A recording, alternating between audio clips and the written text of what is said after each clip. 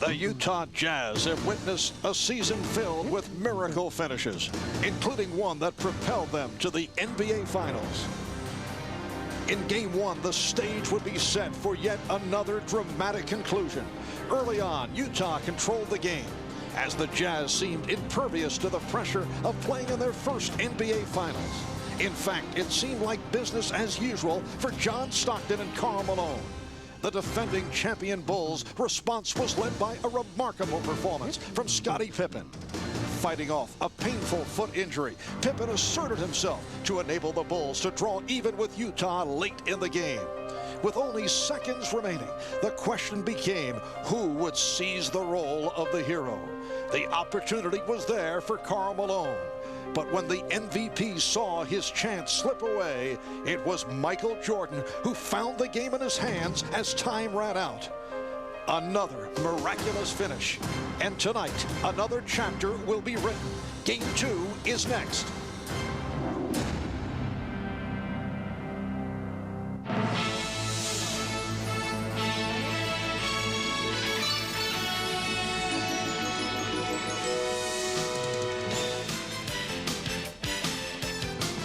This is the NBA on NBC. The 1997 NBA Finals. Tonight, it's Game 2. The Utah Jazz versus the Chicago Bulls. The city of Chicago, Illinois, on a beautiful 68-degree spring-like day. It's been 72 hours since Michael Jordan performed the latest in a career filled with heroics, and players and fans have waited anxiously for this Game 2 of the best of 7. The usual capacity crowd, better than 21,000 on hand at the United Center, and we welcome you. Hi, everybody. I'm Marv Albert, along with Matt Kukoc and Bill Walton. And Matt, when we think back to the heroics of game number 1 here in Chicago, there is the image of the dramatic game-winning shot of Michael Jordan. But the reason the Bulls were able to put themselves in a position to win the game was due to the all-around magnificent play of Scottie Pippen. Well, nobody knew what to expect from Scottie Pippen because of his foot injury. What Chicago got was a fabulous all-around game. Scottie started the Utah turnover binge in the third quarter with a long-arm steal, the lazy pass. And when he's hitting the threes, things fall into place for Chicago. And then he gets Bryon Russell for one of his 4 block shots and turning it into an easy one. And throughout the playoffs, he has gone to the postgame more and more. And it's these kinds of numbers that give Scottie Pippen that complete player recognition. But playing all those minutes and doing all those things, I got to think Scottie Pippen's sore foot will be a factor in this series before it's over. And Bill, the major question for Utah is how will Karl Malone bounce back from the critical missed free throws with 9 2/10 seconds to go? How will he react to those key misses? Marv, failure in anything is like a player's jumper. Once it leaves your hands, there's nothing you can do about it, and you got to move on. Now, Karl Malone's agony was the worst kind of defeat, the kind where you beat yourself. You never do really get over it. But Karl's pride, his determination, and the support of his loyal teammates will ultimately make him a better player despite this embarrassing adversity. On the plus side from Game 1 for the Utah Jazz, they dominated the boards, unusual against the defending champions. They made the supporting cast stand around and watch Jordan and Pippen. The bench production for Utah was terrific. They do need to make some adjustments, to Utah Jazz. Get to the free throw line more often, particularly Karl Malone. Cut down the turnovers, an uncharacteristic 7 for John Stockton. And Ostertag has to be huge in the middle. Now, being close at the end is not enough for the Utah Jazz. They have to realize that Chicago is the type of team that as these finals roll on, they play better and better. The Jazz, they need to start going tonight, Marv.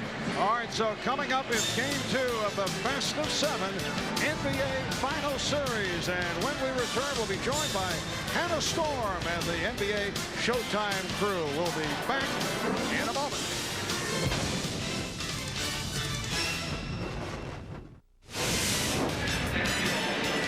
Hannah Storm back in Chicago. Tip-off of Game 2 is just 9 minutes away. So a little bit of time for us to look at the Game 1 performances of Michael Jordan and Karl Malone. Jordan's game-winning shot on Sunday night came as time expired. And on Monday, Jordan told the media what his most memorable game winners were. My most memorable shot, 1982, is easy. The time, 18. Shot, Jordan, Michael Jordan. Cleveland is certainly easy. The inbounds pass comes into Jordan. Here's Michael at the foul line. A shot on Elo. Good! The Bulls win it! They win it!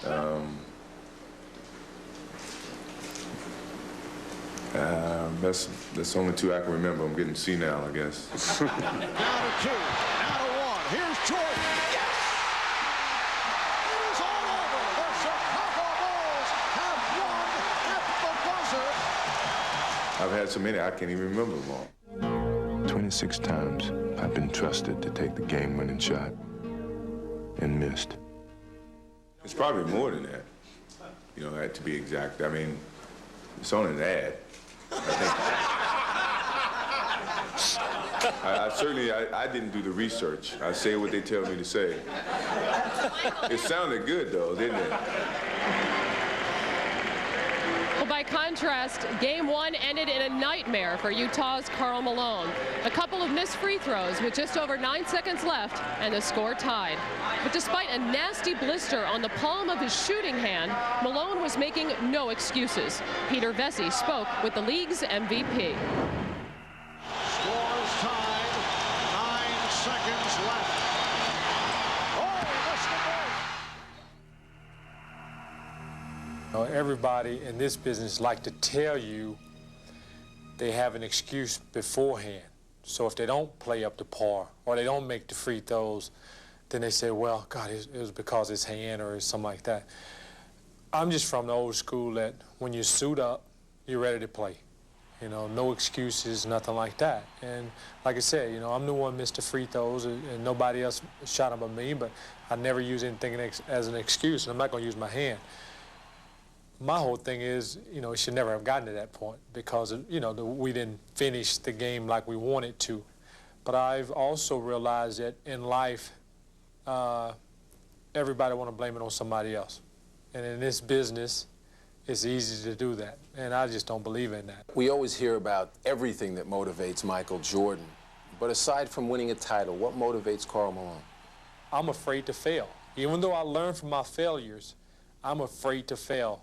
Because to me, all the people that said I wouldn't amount to anything, now all of a sudden, I'm sure some of them pulling for the Chicago Bulls, but that little, what they call snotty-nosed kid from Louisiana is playing in the NBA Finals right now, and to me, it's refreshing, and that's what drives me. Keep an eye on Karl Malone backing up as he shot, and you should never do that. You got to hang in there on the free throw and follow through. Those 2 free throws was big, and everybody want to talk about them.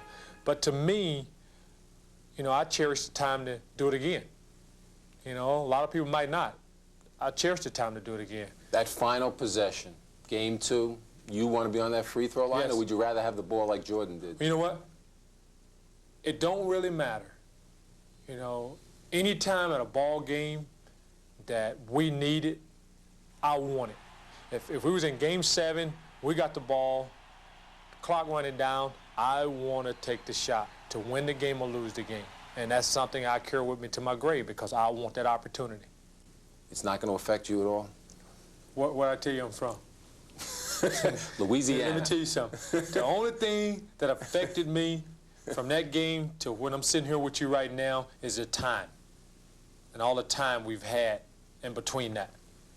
Because I want to play. And I want to be out there. And I tell you what, I want to be in that same position again. We'll see how the league MVP responds tonight as the Jazz try to even the series at a game apiece. A reminder that at halftime we'll be joined live by the new head coach of the Orlando Magic, Chuck Dele. But Dele is only the second newest employee of the Magic.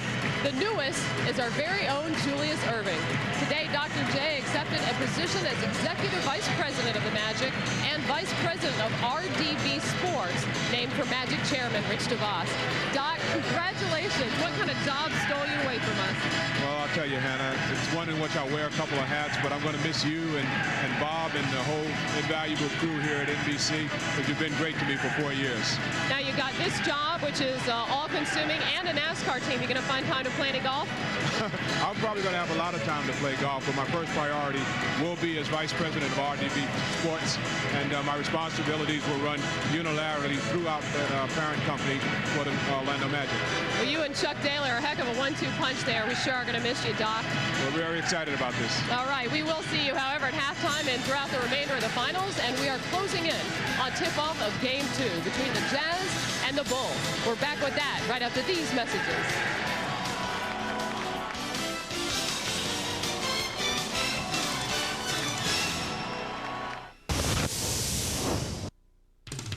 The NBA on NBC is brought to you by Miller Lite, who reminds you that anything can happen at Miller time. By Jeep, makers of the Jeep Grand Cherokee, Cherokee, and Wrangler. And by Castrol Syntec, the full synthetic motor oil that protects in ways other oils can't. Just about 8:15 here in the Midwest.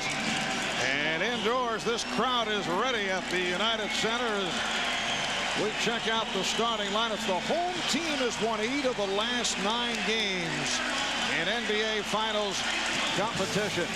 And of course, the Bulls have had great success here at home. First, a look at the lineup for the visitors. The Utah Jazz, Jeff Hornacek, John Stockton hoping to turn things around from the 7-turnover performance the other night. Greg Ostertag, very quiet game, along with Byron Russell, only 2 of 9 from the field. And Karl Malone. There's Jerry Sloan, the one-time Chicago Bull, head coach of the Utah Jazz. He's done a terrific job as head man of the Jazz. And a look at the defending NBA champion Chicago Bulls. Ron Harper, so important defensively the other night. Look at the second half from Michael Jordan, turning things on in game number 1. Luke Longley, Scottie Pippen, who had a sensational all-around game and picked it up in the second half. And Dennis Rodman, who Phil Jackson said like to see a bit more on the aggressive side, although Dennis did not pick up a technical foul.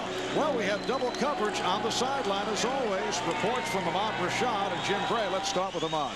All right, thanks, Marv. The big story before Game 1 was the condition of Scottie Pippen's injured foot. Well, the big story before Game 2 is also the condition of Scottie Pippen's injured left foot. And just before the game, I asked him how he felt going into tonight's game. Well, I feel pretty much the same. I'm not quite as sore as I was going into Game 1. I should be able to tolerate the pain a little bit more. As far as my speed and quickness out on the court, I don't know how much better or how much faster I'll be able to push the ball up, but I look forward to trying to push a lot more in Game 2 than I did in Game 1. Well, if he feels that good, you can look for a big night from Scottie Pippen. Let's go down and talk to Jim Gray. All right, thank you very much, Ahmad. Well, 3 times this season, the Utah Jazz have lost at the buzzer. The question is, how have they reacted after those losses? And the answer is quite well.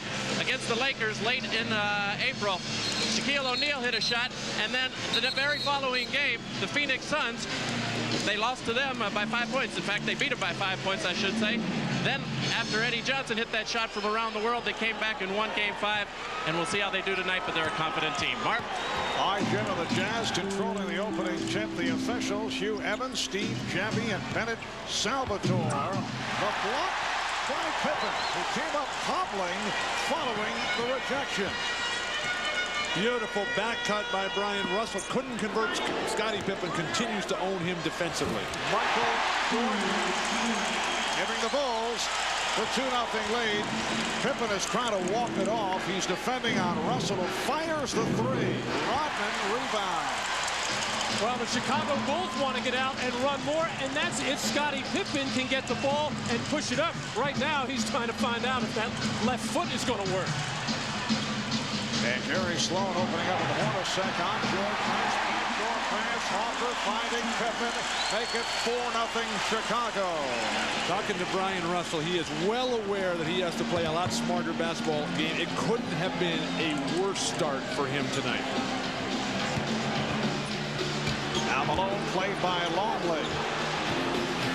And the shot affected by Longley. Well, the Bulls feel with Longley on it, it'll force Malone to go outside, which is what he did in Game 1. And Longley gets inside on Ostertag, leading to the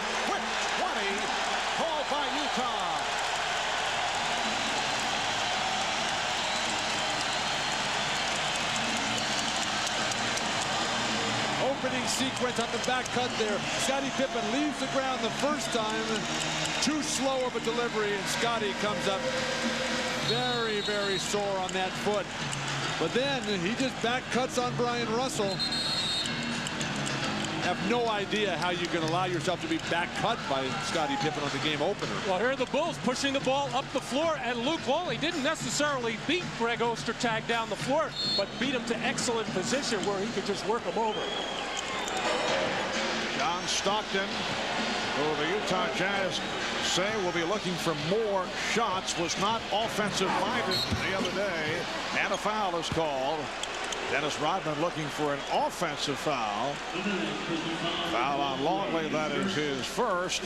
And here is the first test at the line for Karl Malone. Well, in an earlier Utah possession, Karl Malone tried to force something inside against Luke Longley. You got to remember, Longley is 7'2", Karl 6'9", but uses that broad body so well. More free throw attempts, certainly on the schedule for Jerry Sloan and the Utah Jazz. You see his career attempts coming way, way down. The last 4 road games for Karl Malone, just 4 attempts per game in the playoffs. Not enough. Malone misses on his first 2. It's 6-0 Chicago. We are just underway. Jordan. Russell with the rebound. Well, the double team came, and usually early in the game, Michael will give the ball up. It's very important for Chicago to get the supporting cast involved. That means Longley and Harper have to give some offense to the Bulls. Here's Malone. And Hornacek able to save it. Terrific offensive rebound by Bryon Russell. Keeping it alive for Hornacek. Steve Caffey with the call along the baseline, a hold on Longley. Well, you can see coming out, Karl Malone is thinking about things now. The Utah, over the last couple of days, made a concerted effort. They're going to push the ball inside. They don't want to settle for jump shots. But when you're thinking out there, not just playing your natural game, that's when you get out of sync. Karl Malone's the kind of player who has to mix it up. A little bit inside, a little bit outside, because the jumper has been very good to him. Well, guys, Luke Longley plays 2 minutes and 3 seconds and picks up 2 fouls. Well, the first quarter of game 1, Utah did get the ball inside, and Karl made a lot of good passes to cutters on the weak side, like Stockton and Hornacek. Early entry for Bryon Williams, replacing Luke Longley in a holding foul. It is on Harper. A distressing start for Utah. This has been probably the best starting team in the entire NBA all season long. Fall behind early. Ostertag. And a foul. Ostertag set up in good position, could not hit, and took the shot from Bryon Williams. In game 1, the centers, not the big stars in this series. Neither one of them got to the free throw line. Luke Longley better on the offensive end. Ostertag solid on the boards. Greg Ostertag in his second year out of Kansas, a #1 draft pick last year, had an up and down rookie season, averaged about 3.5 points per game, was in constant foul trouble, also had injury problems, missed 17 games because of a broken right hand, but made great strides this season. And Marv, his biggest stride has been in his physical conditioning. He has worked relentlessly to cut down the body fat, and he's just maturing physically. A bright career is certainly on the horizon for him. 6-1 Chicago. Rodman played by Malone. Williams being guarded by Ostertag. Shot clock at 1. And it's a 24-second violation. Actually, Bryon Williams spotted the shot clock at about 5, knew that he had to get something up because he couldn't find a pass receiver, but just too many moves, too many dribbles for Bryon to get a shot off. Well, Utah has missed its first 4 shots, and they're 1 of 4 at the line. 3 minutes have gone by. Illegal defense call for the first time against the Bulls. And it's against Dennis Rodman on the weak side, with Greg Ostertag raised up above the tip of the circle on the weak side. Dennis Rodman has to stay above the free throw line, and Dennis sensed the ball going into Malone and drifted into the paint. I think think Dennis feels a little left out of this series. I mean, he has not had the opportunity to guard Karl Malone. He wants to be the main man. Well, Phil Jackson telling us earlier that he wants more enthusiasm. Traveling violation. The basket will not count. Well, I think in game one, Dennis was vying for the Sportsmanship Award and the Citizenship Award. But I don't think anybody in the Chicago Bulls want to see him that passive again. That's not something you can try for. It sort of has to just come. Harper with a nice pass. It will count. Rodman gets credit on the goaltend. And it's the Bulls 8 and the Jazz 1. Not one aspect of the Jazz game plan has worked yet.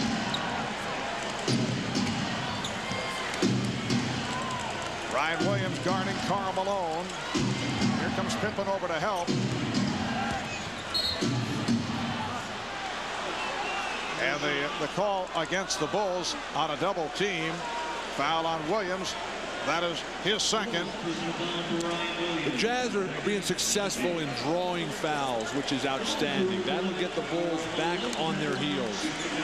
But Jerry Sloan, before the game, talking about how got to take care of the ball. Second foul now on Bryon Williams. Take care of that ball. Run the floor a lot harder. And put points on the board. 82 will not get it done from game one. And what a difference between games 1 and 2 in terms of going to the foul line of that opening game of the series on Sunday. The two teams combined for 17 for 26 at the line. The 17 made free throws, and the 26 free throw attempts were new finals records. Fewest made, both teams combined. But Utah spending the time at the line here at the start. Not necessarily taking advantage, but they're going to the line. Well, throughout the playoffs, Utah has gone to the line 30 times a game. Their opponents of 32, so they'll give you the opportunity to match them there. Off the steal, Stockton able to handle. Be nice to see Utah convert these into fast break points. Brian Russell still can't find the range, but fortunately, Karl Malone is a demon on the boards. Utah 0 for 5 here at the start. Stockton with the step, and that is their first field goal. Well, there's a case of Harper expecting a pick and roll, forcing John Stockton towards the baseline, and Bryon Williams came up with Karl Malone, and that opened up the driving lane. Bulls 8, Jazz 5. We are just underway. With a wild shot. Good move by Jordan, able to hang to adjust to get the pass to Harper. Fast break opportunity. Convert. Hornacek for 3. Rodman lost it, but recovered by Williams. And here's Jordan with the Jazz getting back. Marv, the Bulls' interior passing has been very sharp early. Harper and Jordan particularly. Shot clock at 7. Jordan, yes. And that is his second field goal. Bulls lead 10-5. Well, this is the kind of execution that the Bulls got quite a bit of in game one. Just a little pin down for Michael Jordan in the lane. And what Jerry Sloan wants his team to be more physical. Just don't let people come center screen. Make sure you bump that screener so he doesn't get a good shot at the body.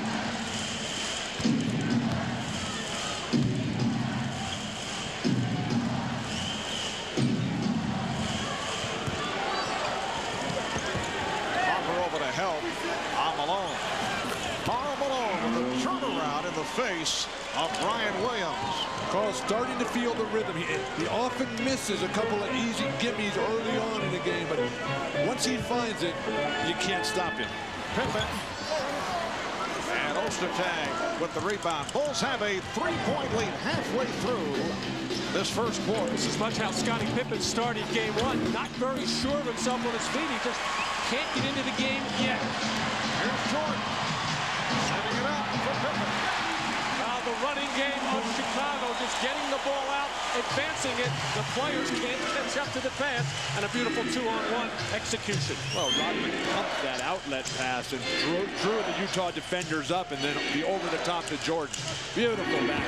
Oh, Hornacek converting off glass. That is his first field goal. The Bulls 12 and the Jazz 9. And the Jazz settling down after the bad start. Down 6-0, down 8-1.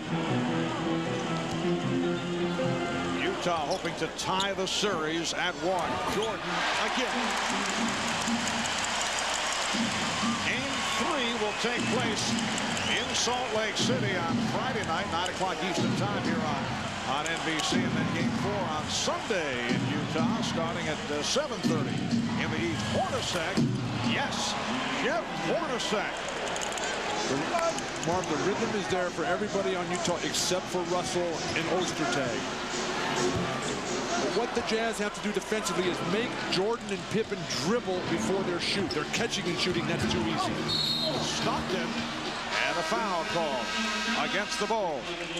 Timeout is being called with 4 minutes and 41 seconds to go in the first. The foul called on Rodman. This is what the Bulls want to do. Get it out and run. Get some easy baskets to Jordan with Pippen filling the lane. And Michael Jordan trying to respond to 2 straight field goals by Jeff Hornacek.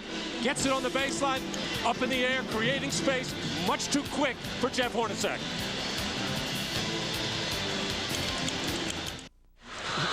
A little sudden pick and roll here for John Stockton, and you're going to see Ron Harper try to send it down here, and as Karl Malone comes up to set it, Bryon Williams is going to follow him. A big mistake was no help for Ron Harper as John Stockton with a live dribble just goes right to the rim, and no weak side help.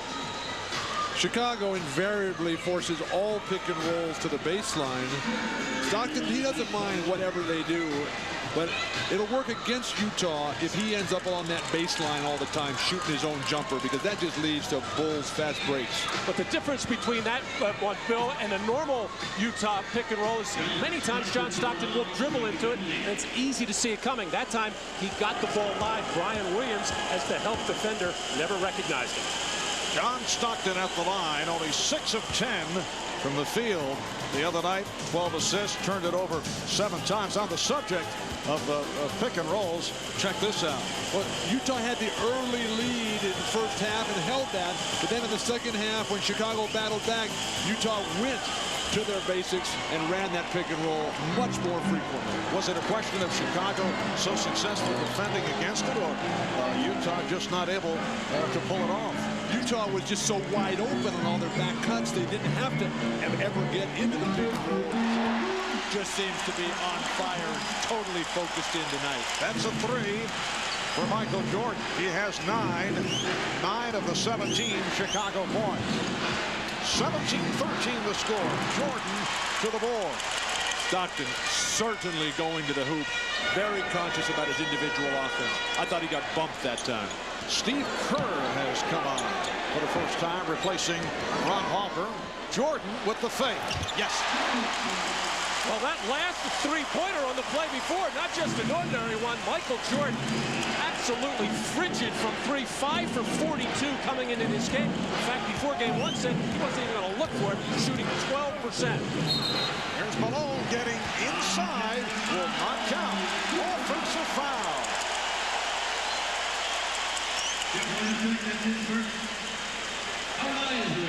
Foul on Hornacek. The guard screen very physically there. He'll come across. That's a terrible call by Hugh Evans. That's a great screen by the guard. Bill getting on Hugh early. You just can't throw your shoulder into the body of the man. That's a great call. Illegal block called on Jason Caffey, who just checked in for Chicago. Little different substitution pattern for Jerry Sloan and the Jazz. Eisley coming in with about 3.5 minutes to go in the first quarter. Usually he comes in the first stoppage of play after 6 minutes. Looks like Sloan wants to keep Stockton on the floor longer. And Eisley played well the other night coming on for Stockton.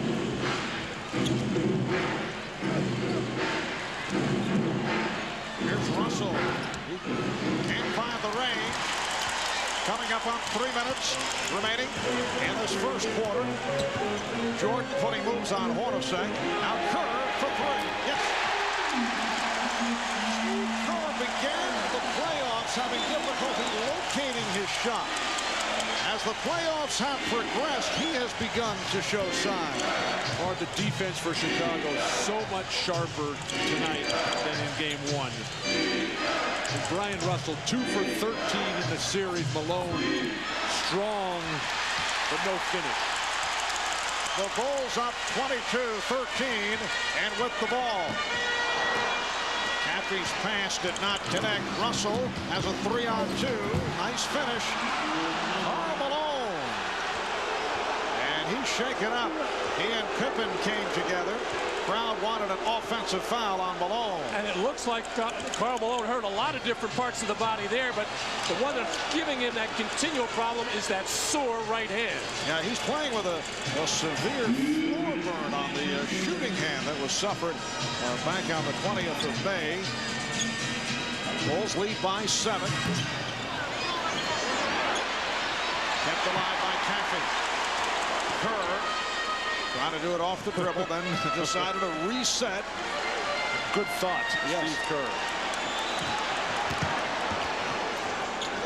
Now Kerr is open. Yes. Bulls 25, and the Jazz 15 off the 3 by Kerr. A minute and a half left in the first. Back in Chicago, it appears that Karl Malone has re-aggravated that injury just a moment ago, involved in the drive. Puts the move on Scottie Pippen, a hard-driving move. He lands on the hand, and we mentioned earlier that he has been playing with a severe floor burn on a shooting hand that was suffered in game 1 of the Western Conference Final right here. This was back on the 20th of May, and he just can't seem to shake that injury. And that was an inadvertent trip by Charles Barkley, but so much of Karl Malone's game is going to the floor. Now, I don't think anybody can knock that man down, but he does go down hard, and when he falls, he has to protect himself. So right now, he's not going to be thinking of falling very much with that sore hand. Karl Malone remaining on the floor. It's an 11-2 run by Chicago. For more on Karl Malone's injury, let's check in with Jim Gray. All right, thank you, Marv. Well, they put some new skin to try and cover this open wound before the game. It was broken open on that fall right there. They tried to put some more ointment on it. It is bleeding. There is a problem with it. It's going to be the same condition that he went through probably for the rest of the game, because it's very difficult to stop it at this point. Marv? Thank you, Jim. Randy Brown has come on for the first time for Chicago. Called for the foul to put Eisley at the line. The Bulls are now over the foul limit. So Howard Eisley, a 3-year man from Boston College, will shoot 2. How about the Bulls? 11 of 16 in this opening quarter, including 3 of 3 from downtown. Meanwhile, Utah continues to struggle at the line. Marv, this is the Chicago Bulls that we normally see in game 3, as Jerry Sloan is just trying to weather this big push, this great start by Chicago. Offense, once again, the key for Utah. You got to put points on the board and hope that the Bulls eventually cool off, or maybe lose interest. Lose interest, huh? Bulls lead 25-16. Utah during the regular season, pretty good free throw shooting team. It's 77%. Oh, Caffey lost it. Last touched by the Jazz. Toni Kukoc has come on for the first time. Phil Jackson has Kukoc with Caffey and Pippen, along with Kerr and Bryon. You can't say enough about the overall play of Howard Eisley. Just terrific. Kerr. And here comes Eisley.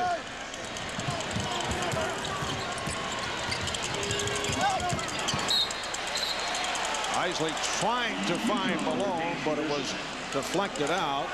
Rick Foster, one-time Chicago Bull, has come on for the first time wearing number 44 and matched up with Scottie Pippen. And Malone couldn't find anyone. Has to call a timeout. A waste of a timeout there. You see a little bit of frustration on Karl Malone's face.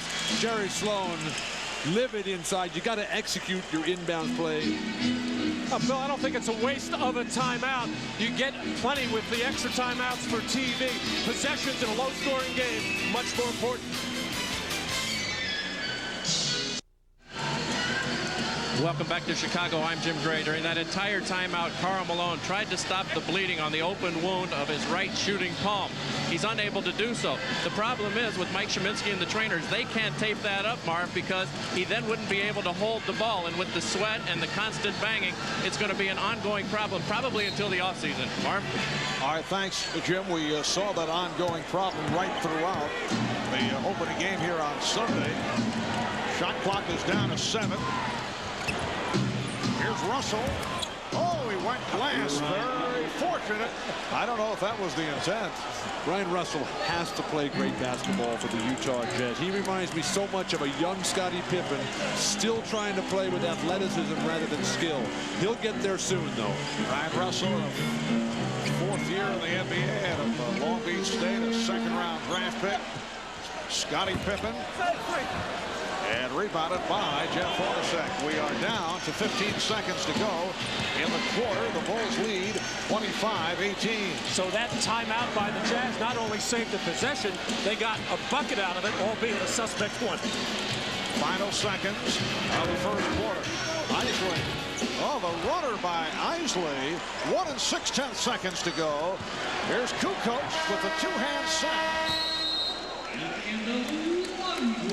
Good shooting, opening quarter by Chicago. 11 of 19 overall. Michael Jordan led the way with 11. Utah finished with 5 consecutive points. And it's the Bulls by 5 after 1. You're watching the NBA on NBC.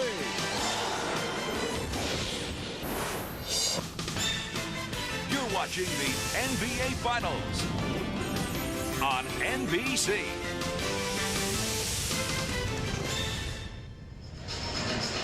Well, three-point shooting for Chicago has been way off during the playoffs, but they have gotten it going in the first quarter. Michael Jordan, who only had 5 all through the playoffs, gets 1. Steve Kerr, who didn't even get a shot in game 1, nails 2 in that first quarter.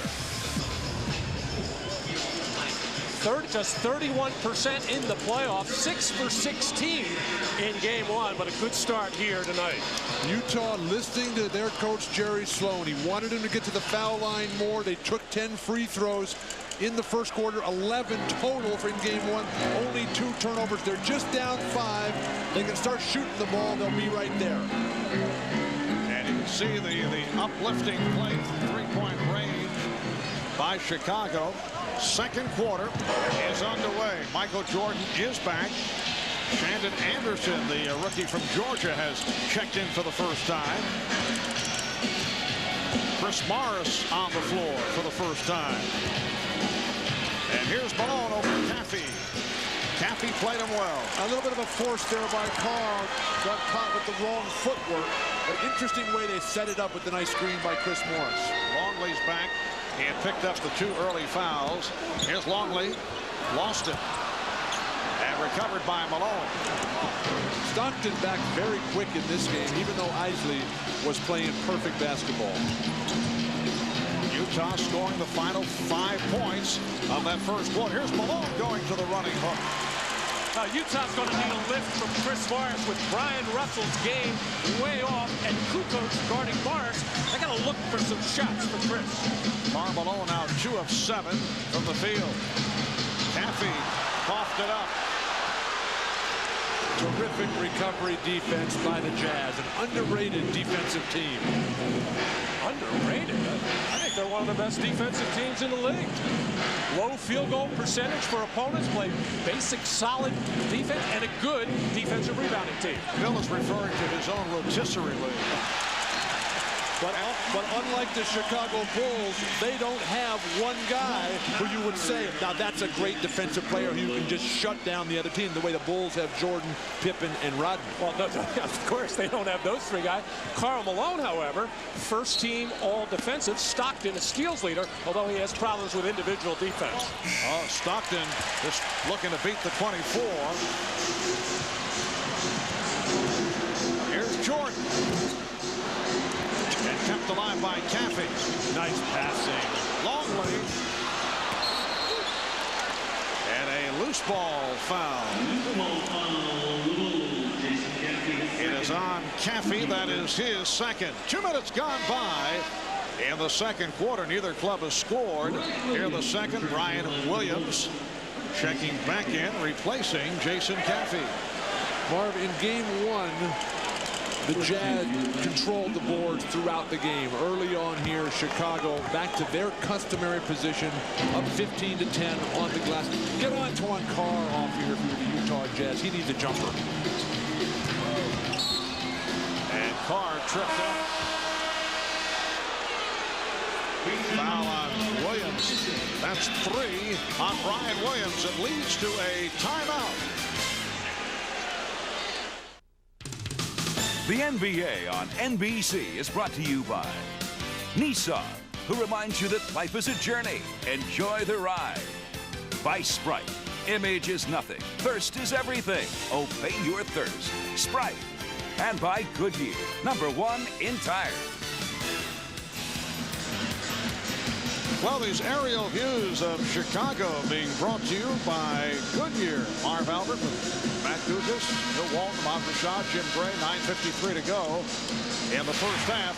And the Bulls lead the Jazz 25-20. Now for Karl Malone, the best way to exercise the negativism from the end of game one is to come out with a huge offensive game. It has not been the case. Everything has been short, the front of the rim.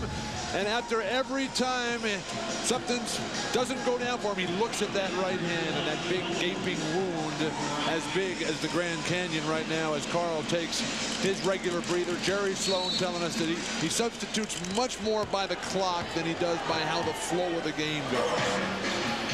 And the Bulls have cooled off. They started out 11-16. They missed their last 6 shots. Foster with the drive and a foul before the shot attempt. Foul on Caffey. That is his 3rd. Poor shooting for everybody with the exception of Hornacek. Hornacek got those nice looks on Michael early on, but Stockton, Russell in particular, and Karl Malone. Here's Carr. Yes. Antoine Carr brings the Jazz within 3.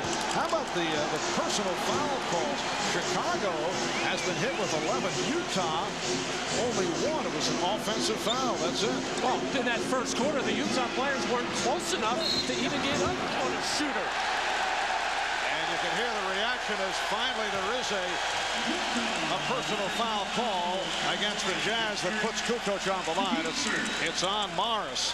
Well, throughout the NBA Finals, our own NBA on NBC analyst Steve Cyber-Snapper-Jones will be analyzing the games live online on NBCSports.com. Steve answering any questions that you might have about the game or the series while providing pre- and post-game analysis. Plus, after the game, you can listen into the post-game press conferences online. That's all right here on NBCSports.com. I'm going to disagree with you, Matt, on the fouling situation for the Utah Jazz. This is a non-fouling team in general. They play great position defense. They don't gamble. This is not a dirty and illegal team. And they haven't fouled. Great pass. And Carr, wide open, takes advantage. Antoine Carr, a 13-year veteran out of Wichita State. A guy who's made the rounds, provides toughness off the bench. That's his 2nd field goal. 3-point Chicago lead. Here's Kerr for 3. And the ball back to the Jazz. Shandon Anderson, Marv, quick down on the double team and able to rotate back. I don't know if they move the 3-point line out as they're talking for next year, if the guards will be able to do that. Double down and still rotate out. Well, the good thing about it is that teams will play different kinds of basketball. It'll open up more driving lane, more middle distance shooting instead of just the inside and just the threes. Michael Jordan was asked about the change of the distance. He said the way he's been shooting his threes, it doesn't matter. Judd Buechler, who just checked in, able to handle the box out. Here's Rodman. Hit by Carr. Chicago's gone nearly 5 minutes without a field goal. They've missed their last 7 shots. Kukoc making 8 straight misses. Anderson with the rebound. Mark, Utah's bench, this is something that's happened throughout the playoffs. Oh, what a pass. Stockton finding Anderson, but he could not convert. Stockton is back for Jordan. Kerr for three. They cannot buy one. Just the Bulls unable to take advantage of the situation where Utah not shooting the ball well. Karl Malone got off to a poor start in this game, yet Utah right in it. Chicago over its last 9. Carr putting moves on Rodman. Not really Antoine's shot. The step under, looking for the foul, barking at Salvatore. And now Chris Morris defending on Michael Jordan. Foul is called against the Jazz. A hold.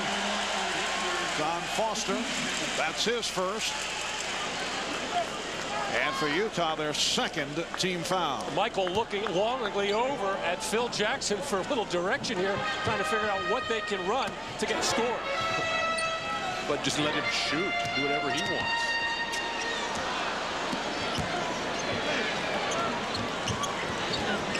Rodman. And he was fouled. Nice pass from Kukoc to set up the reverse for Rodman. Foul committed by Carl. Well, what the Bulls have done on this particular play is spread the floor a little bit. The triangle hasn't been working, and by doing that, you open up the lane. Nice feed by Toni Kukoc, and right after that pass, Michael Jordan went over to Toni and got into his ear a little bit, saying, come on, you got to pick it up a little bit. You got to make some things happen. Not so much shooting from the perimeter, but put the ball on the floor and create. Scottie Pippen returning for Toni Kukoc. How about this, guys? We played about 5 minutes, and thus far in the second quarter, Utah with 4 points, and Chicago with 4. But the beauty of both these teams, we saw it on that last play, is that there's so much movement without the ball. There's guys not just standing around watching others play with it. Antoine Carr delivers. Oh, make a shot one time, please. Bulls have missed their last 9 shots. 6.5 minutes without a field goal. Yet they lead 29-24. Now Jordan putting moves on Anderson. Yes. Well, that ends the streak. Well, that's the offense that Phil Jackson was telling Michael to run.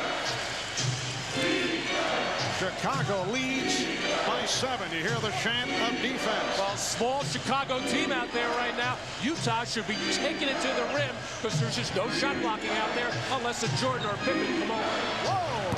Morris from way downtown. Like I said, take the ball to the rim or shoot from 30 feet. We did discuss in the pregame meeting how Chris Morris, this would be his breakout game. Chris Morris from beyond area code range. Michael Jordan going one-on-one. The Jazz will live with this. You make him put it on the floor 2 or 3 times, he is going to score. And then Chris Morris comes off a pick, looking to just keep the continuity going. He said, hey, I've been on the bench so long, I'm putting one up no matter what. We have 5 minutes and 57 seconds to go in the second quarter. The Bulls lead by 4.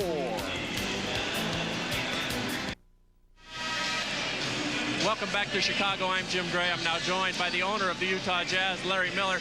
Larry, a very unique situation. Because of your religious beliefs, you missed the game on Sunday because it's a day of rest and a day for your family. How difficult was it for you to miss that game, and how did you find out about the final score? Well, it was very difficult. I found out about the final score because I listened to the radio the last couple of minutes of the game. If it goes 7 games, I'll wind up missing 3 of them. 3 of them are on Sunday. So a lifetime dream, and then you're going to miss almost half the games. Does it tug at you? Do you want to be there? Well, to be honest with you, I'd like to. But, yeah, I think you got to decide who and what you are and stick with it. So that's what we've chosen to do. Larry, how'd you get this good of a seat? You're in your same front row position. Well, just before game time, the Bulls owner, Jerry Reinsdorf, friend sitting next to me, had an extra seat. He said, hey, give it to Larry Miller and put him up there. So here I am. Enjoy the game, Larry. Thanks, Jim. All right, Mark. All right, thank you, Jim. The Chicago Bulls went 7 minutes and 2 seconds between field goals. They've missed 9 in a row before Michael Jordan was able to convert. The Bulls now lead 31-27. We have 5.5 to go. in this first half. Karl Malone has struggled here in the first half, just 2 of 7 from the field, 6 points, 2 rebounds, foul committed by Buechler. Mark, you talked about the offensive struggles for the Bulls. They started off the game 10 for 14. Since then, after 9-minute mark, 2 for 12, but their rebound dominance has kept them in the lead, albeit very slightly at this time as Karl Malone gets great deep position.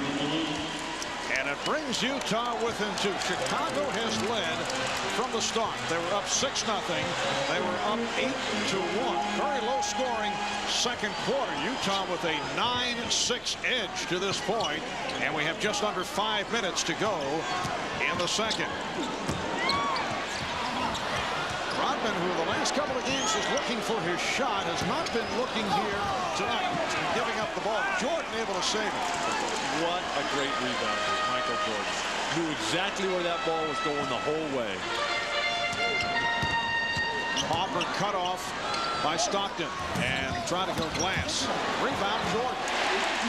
Well, both teams very small right now. You shouldn't even be thinking about settling for jump shot. Try to get the ball in the basket or do what Michael just did, get to the offensive glass. And Jordan with 15 points, 8 rebounds, 4 assists. Bulls have a 4-point advantage. Now Rodman defending against Malone, who lost the dribble. Harper over to steal, and it's knocked out of bounds by Malone. Terrific defensive help by Ron Harper as Rodman, in all kinds of difficulty, flopped on the play, bailed out, but Rodman came down to help him out. Bill, several of the Utah players have been saying they're not accustomed to the long arms reaching in on the part of the Bulls, talking about Harper and Pippen and Jordan. They rarely see that. Chris Morris knocked it out of bounds right there. Marv, that was a great move from the early championship years with B.J. Armstrong when he was the guard. When Orlando went with their big guards, Nick Anderson and Penny Hardaway, they got rid of all the little guys and brought in the Rodmans and the Harpers and the Kukocs, because those are the guys that can create those passing lane difficulties for the opponents. 22nd timeout has been called with 3:53 to go in this first half. Karl Malone working so hard without the ball to get open. He keeps Rodman on his back. This time he delivers, keeps both hands on the ball, and then looks right down at that hand.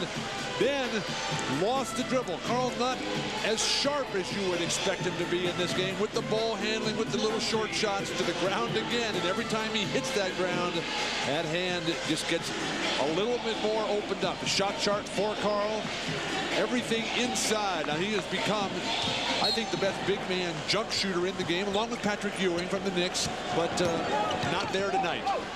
Pippen. And for Scottie Pippen, 2 of 5 from the field. And that's the early offense for Utah, where Malone runs the floor, tries to get that position in the paint. Good transition defense that time by Chicago to get back and cut it off. Adam Keefe has come on for the first time. Malone rejected, recovered by Anderson, and it's a 24-second violation. Tough break for the Jazz, but they're not playing well. Jerry Sloan coming back with some of his regulars here, but they're only down 4 points. Once they hit some sort of rhythm, they have a great opportunity to take over this game. Yes, Hornacek and Russell getting sent to check back in. Here's Harper for 3. Ron Harper with his first field goal. Bulls lead 36-29. It seems like Ron Harper gets a 3 a game here on this floor. He usually saves it, however, to the 4th quarter. Morris being played by Buechler. Now Longley on Malone. Malone squaring up. He's been off. Buechler rebound. Short every time for Karl. I think it's in his footwork. Here's Jordan. And he drew the foul. Michael Jordan with that beautiful change of pace. Able to accelerate. Got the step. He'll go to the line. When we come back, you're watching the NBA on NBC. Reminder, coming up at halftime, the Prudential halftime report. We'll be hearing from the new coach of the Orlando Magic. Chuck Daly will be on the NBA Showtime set with Hannah Storm. Peter Vesey will also get first half analysis from the Dr. Julius Irving and Bizarre Mike Fratello. That's all coming up on the Prudential Halftime Report. Karl Malone, the man who's got to get it done. The numbers haven't been there. Receives the great screen, but then so many dribbles, allows 3, 4 Bulls right in there. Scottie Pippen gets his second block on the night. And you look at the statistical analysis for Karl. First and third quarters, very strong. Second and fourth, not there. And the questions keep jumping up in Chicago about the delivery of the mail. In fact, Scottie Pippen went over to Karl Malone prior to his attempting those critical free throws the other night and whispered to Malone, you know, the mailman does not deliver on Sundays. I think Karl Malone has to start mixing it up a little. Here's some good full-court pressure by Chicago and forcing the turnover. Caught him off guard. I don't think anybody was ready for that. Way too close to the baseline for Hornacek. Inbound to the foul line to a big man against the press. So the Bulls get it back. 2.5 to go in this first half. Chicago leads by 8. Pippen being played by Russell. Hornacek on Jordan. Longley for Harper. Beautiful ball movement. Michael Jordan getting in the air, thinking shot, but able to stay up there so long, make the adjustment, and a terrific look by Luke Longley to find the open man. So the Bulls now lead 39-29. Delay of game called. That's the warning on the Bulls. Ron Harper wanting a foul called as he slid down the lane. Jazz need to get some offense going here. Collapsing Bull defense has been too tough. This is the biggest lead of the night for Chicago. Shot clock at 5. Hornacek ran into a crowd. Malone could not put it back. And a foul against Utah. Foul committed by Anna Keefe. Well, Karl Malone is not going to ever get a better look than that. Point-blank range. Obviously, the hand has to be part of it. Karl does not want to use that as an excuse, but he's thinking about the hand, having trouble handling the ball. But he is right there in perfect offensive rebounding position, and then just squeezed it out. I think Karl's got to mix up his game a little bit, too. He continues to just run to that left block. He's also an effective player up at that right of the key area where he can shoot or drive. Well, Utah now over the foul limit, so Toni Kukoc at the line. Remember, Friday night, the scene will shift to Salt Lake City, 9 p.m. Eastern, 6 p.m. Pacific. That'll be Game 3 of the NBA Finals. Michael Jordan and the Bulls going up against Karl Malone. John Stockton of the Utah Jazz. Malone and company unbeaten on their home floor since back in February. That's Game 3, Friday night, 9 o'clock Eastern, 6 in the West, right here on NBC. Bulls trying to go up 2-zip. Utah hoping to tie the series at 1. John Stockton getting some pressure from Harper. Chicago in the midst of a 10-0 run. We have 1 minute and 40 left in this first half, and some aggressive play on that bump between Harper and Stockton. Well, both teams, I'm sure, with 2 days to think about it, realize that they want to be more physical within the rules, but Harper really starting to lay some lumber on Stockton. With the steal. Jordan putting the moves on. The look away for Pippen.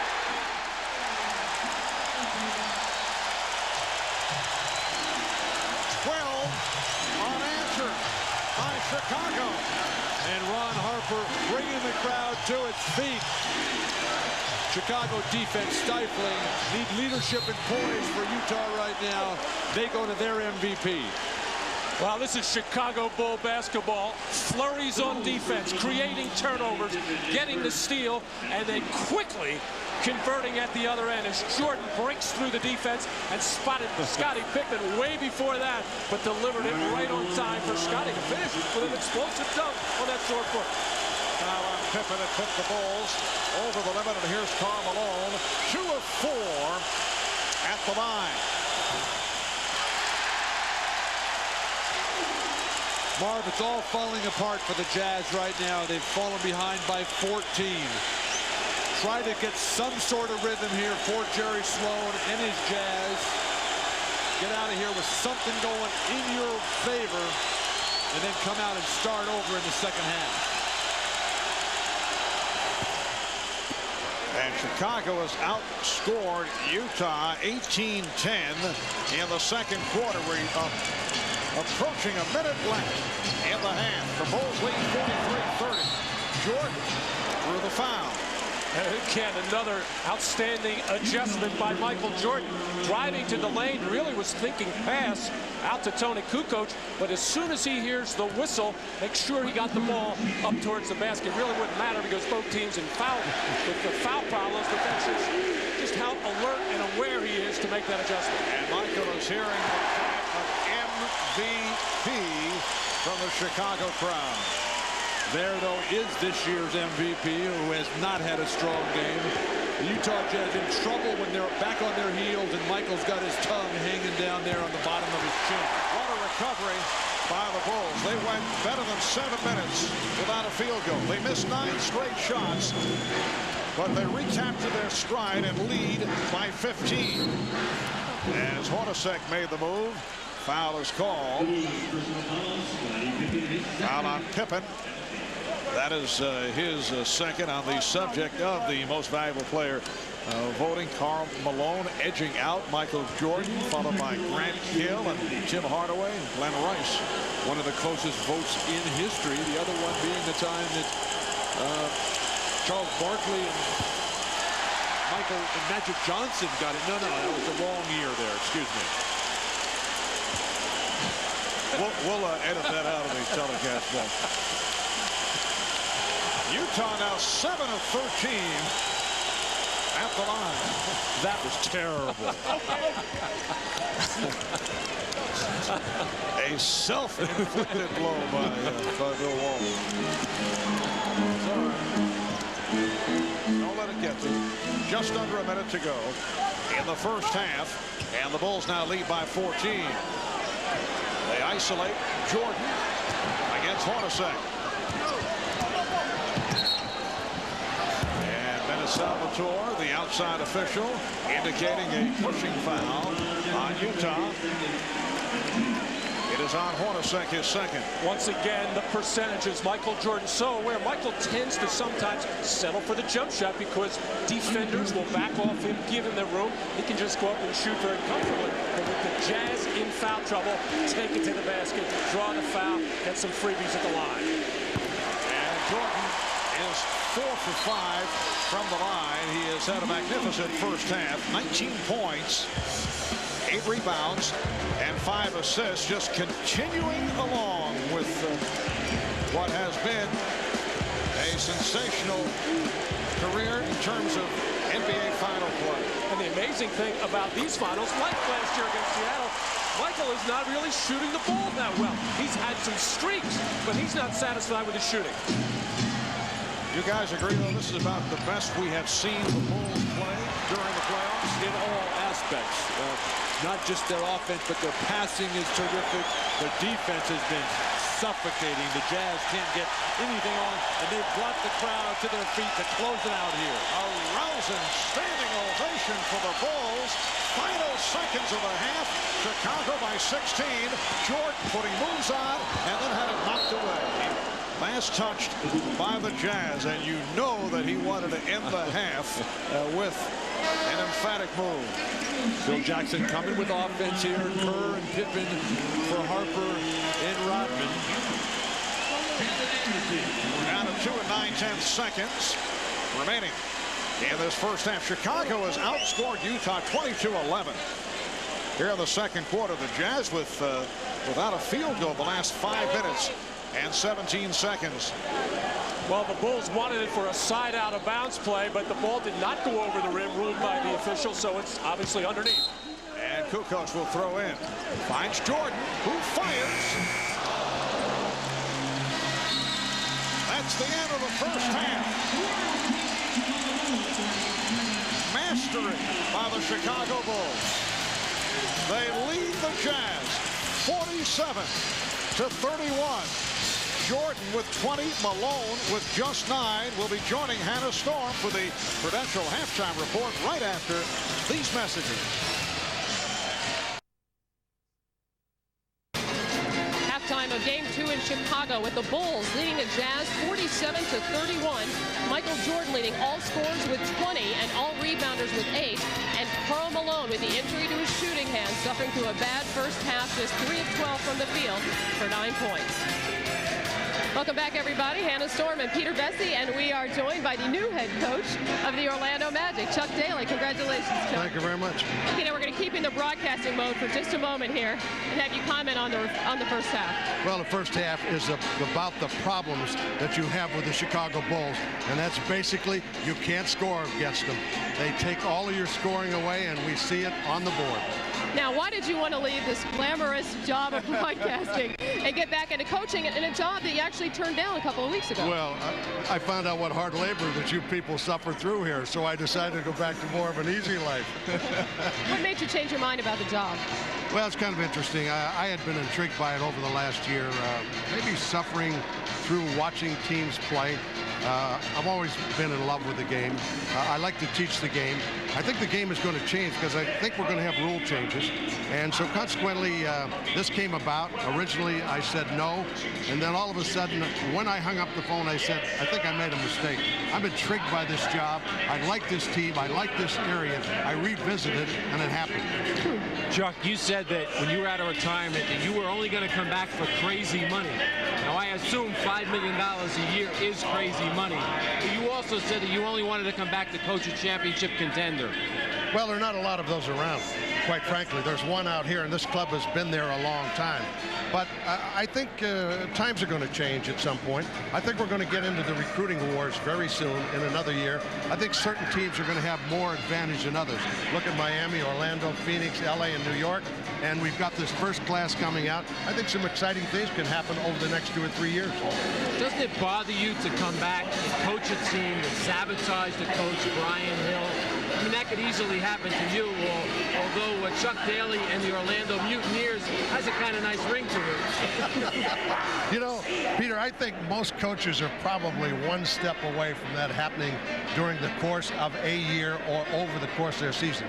Everybody today who owns a team wants to win, and it isn't going to happen for everybody. The teams that win are not going to have a problem. It's the teams that, you know, I tell it this way. We've got 29 teams, CEO money. We're going to change 15 of those. You took 29 companies, that wouldn't happen. But you've got to win in this business or they're going to change the head, and sometimes it comes sooner or later. Now, did you talk to any of the players before you took the job? No, I really haven't talked to him. I did see Horace Grant yesterday in the building. He happened to come out of a room. I got down on my knee and said, let's play. You know, please play, because that's what it's all about. You've got, you know, I understand the game. It's about players. It's not about the coaches, although we've gotten some very glamorous coaches in the league. Larry Bird, Rick Pitino are unbelievably glamour people in terms of the coaching profession. Penny Hardaway lobbied hard for you. Now, his contract is up in 2 years. You have a 3-year deal. Is that extra year an inducement to get Penny Hardaway to re-sign? Well, you could say that, but who knows what's going to happen in those 2 years? I might make too strong a demands on Penny Hardaway. I saw what he made a serious mistake in the last 2 games. Any guy can go out and get 40 against a Riley coached team, then you've got to kind of expect that every night. What are your realistic expectations for this team? They lost in the first round of the playoffs this year. Well, I went down there with Brendan Sewer, and we were on a plane, and he said, well, I get it. I get up at 4 o'clock now. I can't sleep, and I don't think we're ever going to win a game. So the Prince of Pessimism is back. But I think this is a club. I think this is a club that has some interesting parts to it. And I think, you know, a lot of selling to be done. Got to get tougher physically, work defensively, and see where it goes. The Prince of Pessimism, and we are glad to have you back. That's a Bob Bryan job. Big Daddy Rich. Okay, congratulations again, Chuck. Thanks for joining us. And when we return, we'll bring in Julius Erving and the head coach of the Cleveland Cavaliers, Mike Fratello, to analyze the first half between the Jazz and the Bulls. But first, a message from Prudential and a word from the NBA.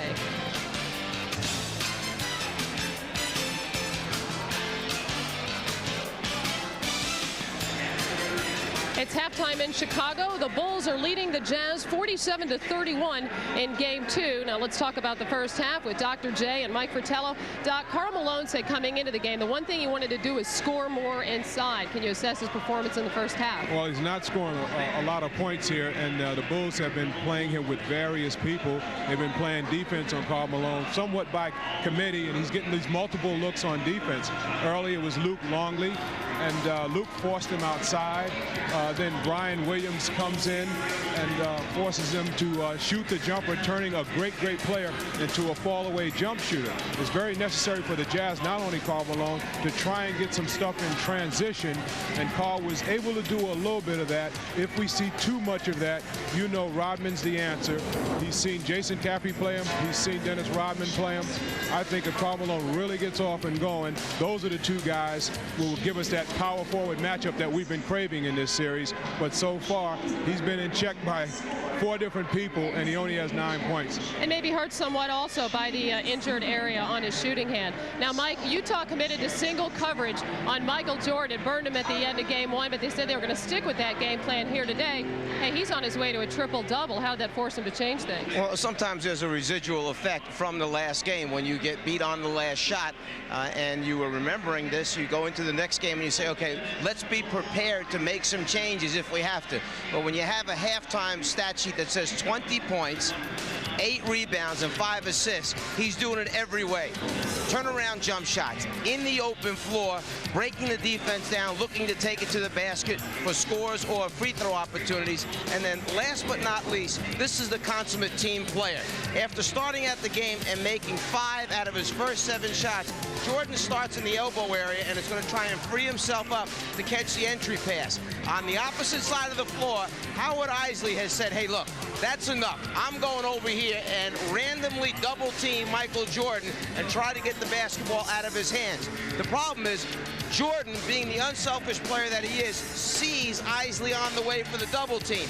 Rodman reads the situation, dives in the middle of the lane to take his player, and now Steve Kerr just goes to the open area on the floor and just kind of hangs out knowing that Michael Jordan is going to make a move, find the open guy, and there are none more unselfish than Michael Jordan. The ultimate team player. He beats you with the score, he beats you with the pass, and he rebounds as well.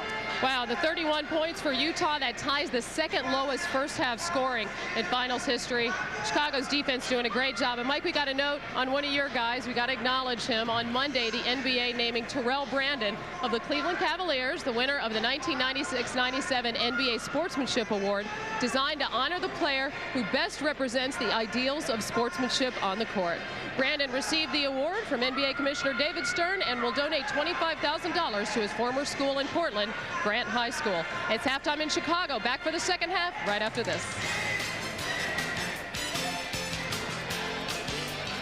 This has been the Prudential Halftime Report, brought to you by Prudential, bringing strength and stability to America's families through insurance, healthcare, real estate, and financial services. Back in Chicago, Marv Albert, along with Bill Walton and Matt Guokas, a 16-point lead for the Bulls over the Jazz in this Game 2 of the best-of-7 NBA Finals series. And the Chicago Bulls just dismantled the Utah Jazz in the second quarter. They outscored them 22-11. Let's check out the Miller Lite halftime statistics. First of all, the scoring rundown for the Chicago Bulls, who shot just under 46%, 12 of 27 from 2-point range. Well, so much of their offense was generated by their defense. Got out and ran more. Didn't get a lot of fast break points, but Michael Jordan starting to find his touch, and that is bad news for Utah. And Michael Jordan overall 20 points on 7 out of 14. I'll look at the Jazz rundown. The offense just non-existent there, Mar. They couldn't shoot a lick, 31%, resulting in basically no assists for a very good passing team. Karl Malone struggled mightily. He's the guy who's got to get it done. No perimeter shots really went down for him. Lots of easy misses. The shots have been there for the Jazz. They just haven't been able to knock them down, including from the free throw line, Marv. Not a good sign for Utah. Overall, Bill Malone in his 20 minutes, 3 of 12 from the field. We'll be back in a moment. out of a shot back in Chicago. Phil Jackson told his team at halftime to stay aggressive. He really, especially on the defensive end, felt like their aggressive defense was really taking Utah apart. Now, I talked to Scottie Pippen as he was coming out, and he said, now, I asked him how he felt. He said, well, I feel kind of like Willis Reed felt when he came out for Game 7 back in 1970. Let's go down to Jim Gray. All right, thank you very much, Ahmad. Well, Jerry Sloan is not feeling good at all. He told his team at halftime, hey, guys, you're being outworked, you're being out-hustled, and you are failing to compete. Go out there, take a hard foul, make something happen. Very unhappy with the shot selection. They shot only 31% in the half. Spoke to Karl Malone. He says he wants the ball to keep coming down to him. His hand is bothering him, Marv, but he won't make any excuses, he said. All right, thanks, Jim. Only one team in NBA history, the 1948 Baltimore Bullets, have ever come back from more than 15 points down at halftime to win a finals game. The Bulls have a 16-point advantage on the Jazz as this third quarter gets underway. And that's the kind of aggressiveness Jerry Sloan is looking for. Brian Russell knocking the ball loose and getting on the floor and getting after it. Brian Russell continues to struggle in almost all facets of the game. He's really relying far too much on his athleticism rather than just on good, smart basketball plays. And the foul called on Greg Ostertag. That is his first. Phil Jackson opening up with Ron Harper and Michael Jordan at the guard. Scottie Pippen, Dennis Rodman, and Luke Longley up front.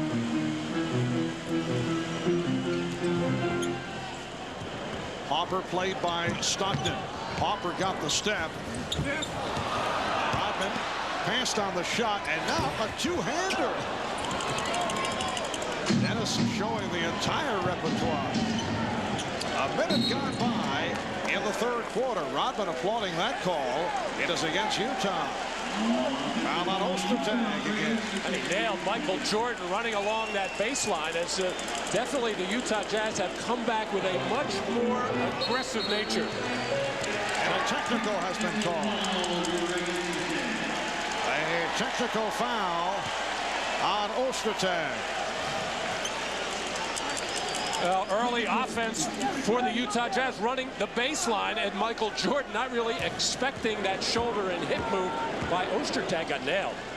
And that's the first technical handed out tonight. Michael Jordan not able to take advantage. In game one on Sunday, of all people, 74-year-old assistant coach Tex Winter was hit with a technical foul. He complained in very low-key fashion. You wonder, is he the oldest man ever to be hit with a technical in an NBA Finals game? You can ponder that for a while. Here's Harper. And a foul. A lot of whistles here at the start of the third. Well, what Tex Winter was complaining about was the hard, illegal screens by the Jazz getting up into the man where the man couldn't move, and he kept complaining and complaining about it, and then he finally said the magic words to the referee. Check the rule book. Those were the magic words. Tex, the master of the triangle.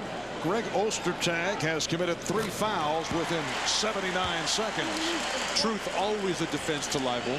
Yes. And Ron Harper at the line for the first time. Only 11 points scored by the Jazz in the second quarter. That equals an NBA Finals record. Fewest points in a quarter. Chicago with 11 last year in the finals against the Seattle Sonics. Well, you can't say enough about the defense of Ron Harper on John Stockton, who stood up tall over the top of him, forced him into very difficult passing angles. Stockton just has not had good looks. And this particular play here, Jeff Hornacek can put the ball on the floor and get into the lane. Ron Harper checking on the pick and roll here. Normally wants to send that baseline, but Stockton able to get over the top. And then Hornacek getting into the lane, and he is a tough shot taker and maker. And Dennis Rodman just bent over as he is wont to do. Second called on Rodman. And Hornacek with only his 6th point.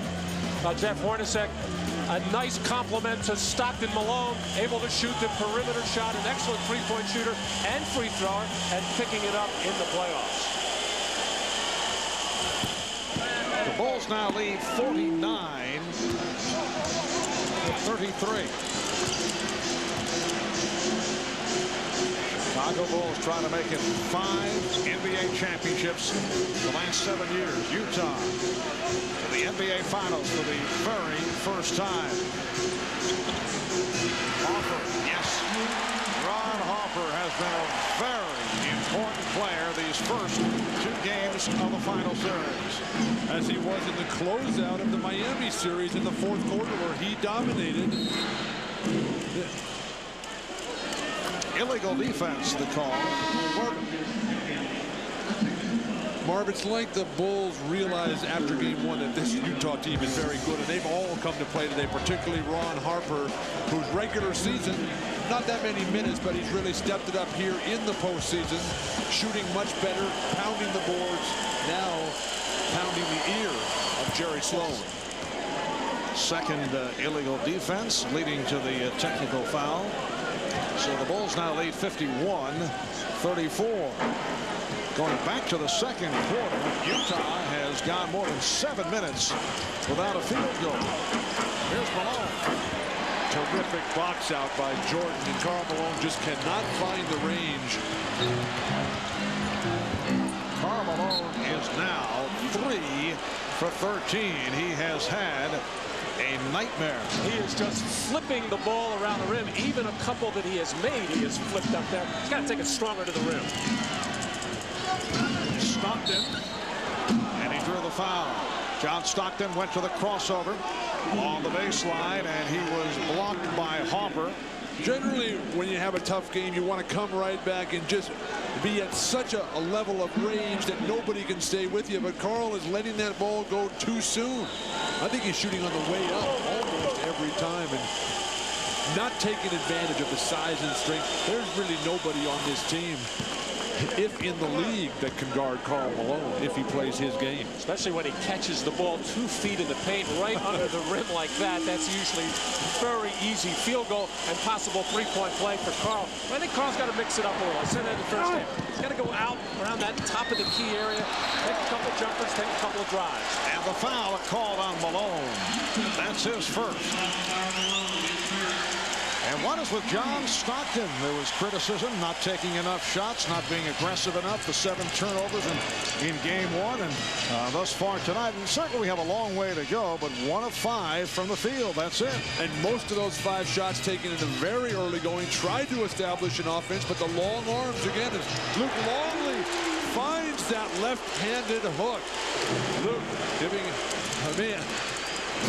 Along with Phil Jackson, a lot of static about Luke's shot selection with that left hand. So Chicago leads by 18. Here's Hornacek. Yes. So the Jazz finally able to find the range. Well, come playoff time, and especially in the finals, it's so hard to run set offense. The defense is so good, they take you out of it. Yet Utah continues to try to run that set offense against sticky defense. Traveling violation on Longley. You seem to enjoy the travel by Luke. Well, Luke has come such a long way, and he has become a terrific player. Footwork's still a little suspect at times, but he is able to deliver. Ouch. Utah just struggling. Offensive foul on Greg Foster. And Jerry Sloan very upset with his team right now as Greg Foster going to places where he normally doesn't work. He's usually out on the perimeter taking that jump shot. Well, the Jazz had gone 8.5 minutes without a field goal. Timeout is called. The Bulls are up by 16. The NBA on NBC is brought to you by Bud Light. If you want great taste that won't fill you up and never let you down, make it a Bud Light. By Chevrolet Trucks, the most dependable, longest-lasting trucks on the road. And by IBM, solutions for a small planet. Well, these aerial views of the city of Chicago being brought to you by Goodyear, Marv Albert with Matt Lucas, Bill Walton, Bob Rashad, Jim Gray. Working the sideline. A look at the big four tonight. Michael Jordan has done the job. 20 points, 7 out of 14. Scottie Pippen quiet to this point. Karl Malone has been dormant, 3 of 13. And John Stockton also quiet on 1 of 5 from the field. Let's check in with Ahmad Rashad. Ahmad? All right, Marv, I was talking to Ron Harper the other day, and he said that, you know, Michael Jordan is not the only one who's always looking for challenges. He said his challenge this entire playoff series is stopping the top point guards in the league. In the first round, he had Rod Strickland, then Mookie Blaylock, then Tim Hardaway, and now John Stockton, and he has done admirably with all 4 of those guys, Marv. All right, Ahmad, he's also done it at the offensive end here tonight. Scottie Pippen not able to hit, but it was punched down on a back tap. Good play by Longley. The beautiful thing about a guy in Harper's situation, when you play with a great player like a Jordan, a Malone, or a Bird, you just have to do your job like Luke Longley throwing down dunks. The big guys, the stars, Jordan and Pippen, they'll take care of the whole big picture. You just do the little things. That's what Harper has done throughout. Bulls now lead 55-37. Illegal defense called for the 3rd time against the Bulls. Well, Scottie Pippen in the low post, drawing the double team from Greg Foster, and not a wise double team, despite the fact that Pippen had a size advantage over Hornacek, because nobody who expected the double team on the backside left that opening for Longley. Hornacek just so short in that matchup. His arms, even though they were up, had no impact on Scottie's pass over the top as Dennis takes a rest. Next to that Utah bench, certainly with a few words. I think Utah has to switch it up a little bit. The inside game is not working right now. They got to look for more pick and rolls. It was successful to some degree in the first half. I think there are something like 7 out of 13 successes on their pick and rolls, and especially when Utah runs it at the top of the floor. Tough for Chicago to defend that. And Toni Kukoc has made his return. Dennis Rodman hearing it from the crowd. 7 rebounds, 4 points for Rodman. Kukoc played 9 minutes in the first half. Pass from Malone, finding Foster, but he was blocked. Foster retrieves. Malone. Karl Malone with the stuff off the setup from Foster. And all set up by that high pick and roll and some good passing. And Karl not worrying about that sore hand on that power dunk. Harper, yes. Bulls lead 57-40. But Jerry Sloan is just going nuts on the sideline over there. Blocking foul, tough call against Harper. I don't think this has been a numbers game. It's been a hustle game. Jim Gray has been reporting that Jerry Sloan has just been so disappointed with the team's hustle. Finally, Karl Malone gets free because of the quickness of Foster and the continued motion. But right now, the Bulls just sharper, quicker in every aspect. And Utah struggling to find anything. Open opportunity for Kukoc.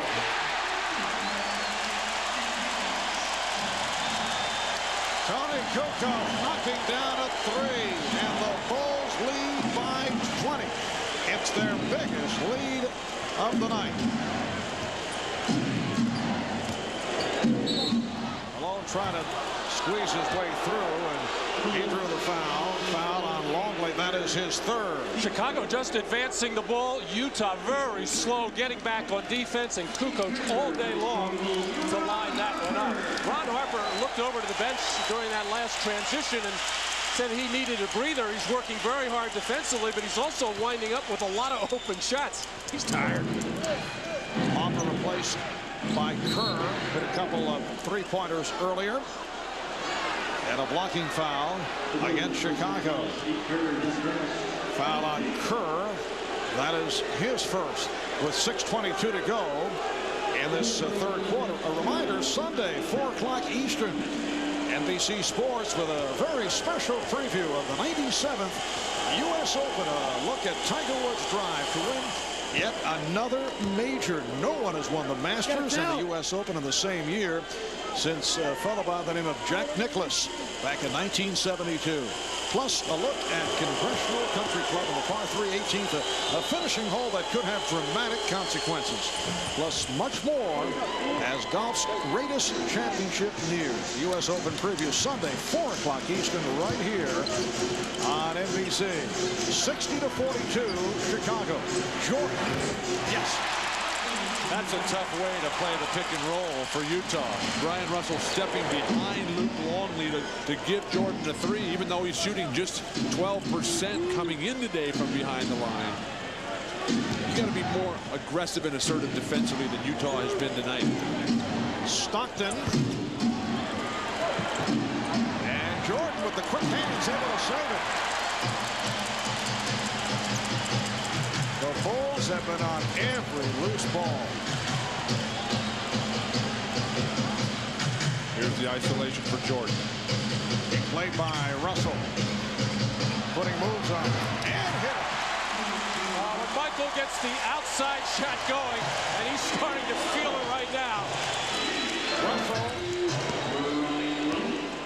Bryon Russell had the foot on the line. It's a two-pointer. The Bulls now lead 64-44. Russell a 2 for 9 the other night in game 1. He's 2 for 7 here this evening.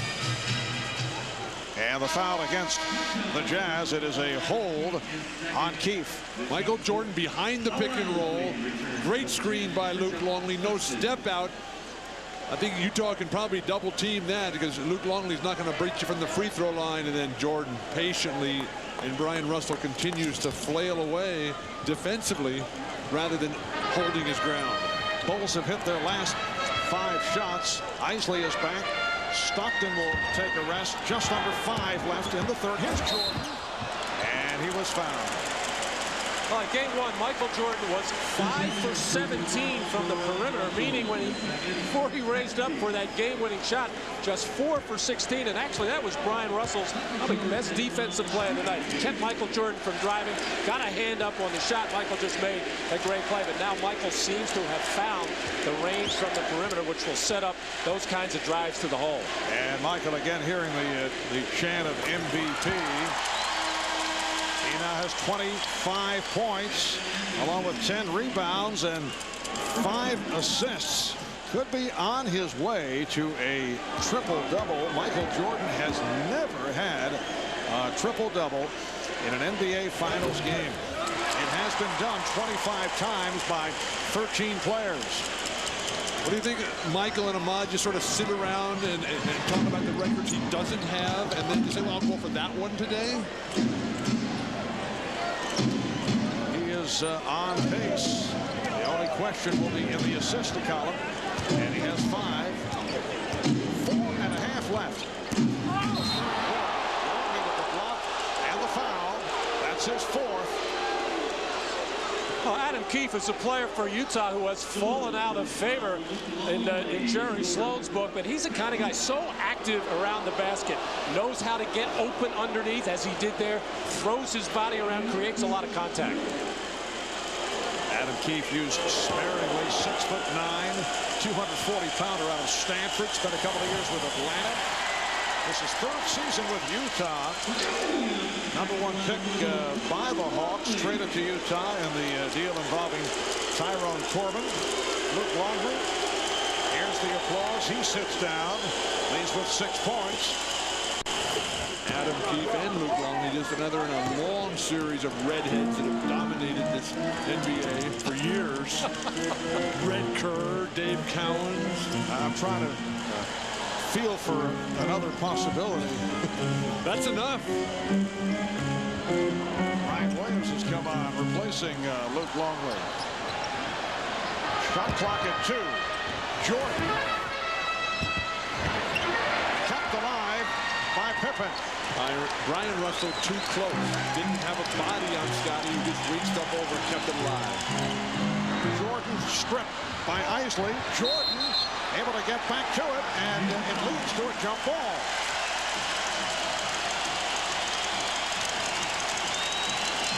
Well, Michael Jordan upset with the official on this particular play, but a nice defensive play by Shandon Anderson to get a lot of basketball to knock that loose. Obviously, Jordan didn't think so, but then Michael not worrying about it until he scrambles after the loose one. But isn't that what makes the Bulls so great, is that their best player, Michael Jordan, he's the one who's working the hardest on the defensive end, diving on the loose balls, digging it out, setting the tempo and the pace, inspiring his teammates. And the tip controlled by the Jazz.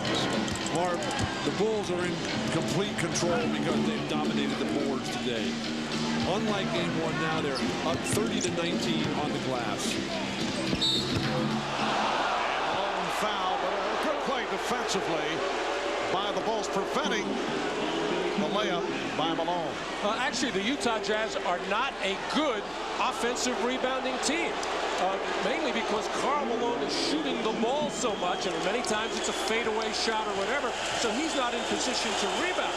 So they don't get it from their big power forward and their best rebound. It comes from somebody, has to come from somebody else. Foul was called on Kukoc. And here are the noisemakers, apparently a local promotion giving out what will be called clackers, and Malone has been hearing it. You can see the free throw career of Karl Malone. Remember, he came into the league shooting 48% and then improved dramatically. He certainly had his ups and downs in the last couple of years come playoff time. Malone is now 5 of 8 at the line tonight. And the attempts for Karl are what's really important. He's going to make a good percentage. The last 4 road games, though, just 4 attempts per game in the playoffs from the line for Karl Malone. Not enough. Jordan, yes! Michael Jordan going glass with the reverse. 68-47 Chicago. And a foul against the Bulls. Well, Michael Jordan has made a couple of jump shots now, and that is setting up these drives, but starting on the right side, hanging in the air, clearing the defensive pressure, and using the glass on the opposite side just beautifully. He turns the corner and nobody closes him off. Everybody's trying to get in the air and block his shot, but he just keeps going until finally he passed all 3 guys and then reached out and dumped it in. Well, Bill, the big reason is he's just flat out quicker than everybody else, and they just can't get there in time.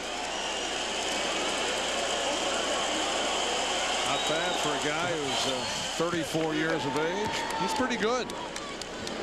Good point. Utah now 19 of 28 at the line. That's 67%. Chicago leads by 20. Jordan. Yes. 30 for Jordan. 70-48 for Chicago with just under 3 remaining in the third. And here's Russell. A 3 from Bryon Russell. So the Bulls now lead 70-51 over a Utah team that went 64-18 during the regular season. A franchise record 64. What a pass! Jordan for Williams. It's all clicking now. Either the triangle offense, the spread, every defensive move Utah is making. Chicago is countering for an easy basket. You know, you look back toward the end of the regular season for the Bulls, a season that saw them win 69 games. They had some uneven moments, certainly not impressive through a good portion of the playoffs. They have done it all here tonight. This easily their best performance. Keefe off the steal of Fine Anderson. And the Bulls now lead 72-53. And finally, a good play for the Utah Jazz. The athleticism of Shandon Anderson so critical. But when he and Bryon Russell and Adam Keefe are not getting it done off the bench, it's very difficult because tonight Karl Malone and John Stockton have not had it, but the passing for Chicago, just magnificent. A thing of beauty to watch. And whistle against Chicago. That stopped the fast break attempt by Utah. Foul committed by Kukoc. Oh, Michael Jordan working on Shandon Anderson, taking him right, taking him left, just getting up in the air so quickly and getting a good look at the rim. And then when he draws the double team, knows exactly where his teammates are. Bryon Williams knifing to the basket for the easy dunk. A minute 36 to go in the third. The Bulls with a commanding lead. Michael Jordan consistently brilliant as this game has worn on. Coming out very sharp from the beginning and now has found his jump shot. And that's trouble for Utah. Turns the corner and reverses beautifully. And the nifty pass to Bryon Williams. And you look back at NBA history, the all-time leading scorer in NBA Finals play, Rick Barry, as you saw, followed by Michael Jordan. Jerry West, just over 30 a game. Bob Pettit, 28 and change. Hakeem Olajuwon at 27 and a half per game. So Michael Jordan is number 2 behind Rick Barry. Rick Rick played in 2 finals, 1967, 1975. Huge numbers for Barry. That's the kind of performance that Karl Malone needs to come up with, because this offense has completely disintegrated for the Utah Jazz. 72-54, Chicago, minute 36 left in this third quarter. Let's check in with Jim Gray. All right, Marv, during that timeout, Jerry Sloan told his guys, at least now you're not playing with any fear. You're playing with some reckless abandon. You guys, I can live with your effort now. At least you're competing. Not too dissimilar to a speech that he gave against the Rockets in Game 6 when he said, hey, guys, they were down by 12. Go out and give it your best effort. Similar type of thing, and they came back and won. Marv? All right, Jim, you buy that, Bill? Are they still playing with fear? Or? They don't seem to be as sharp as they have been. This is I think by far the poorest team that the Jazz have played. Karl Malone now has 17, and it's Chicago with a 72-57 lead with a minute remaining in the third quarter.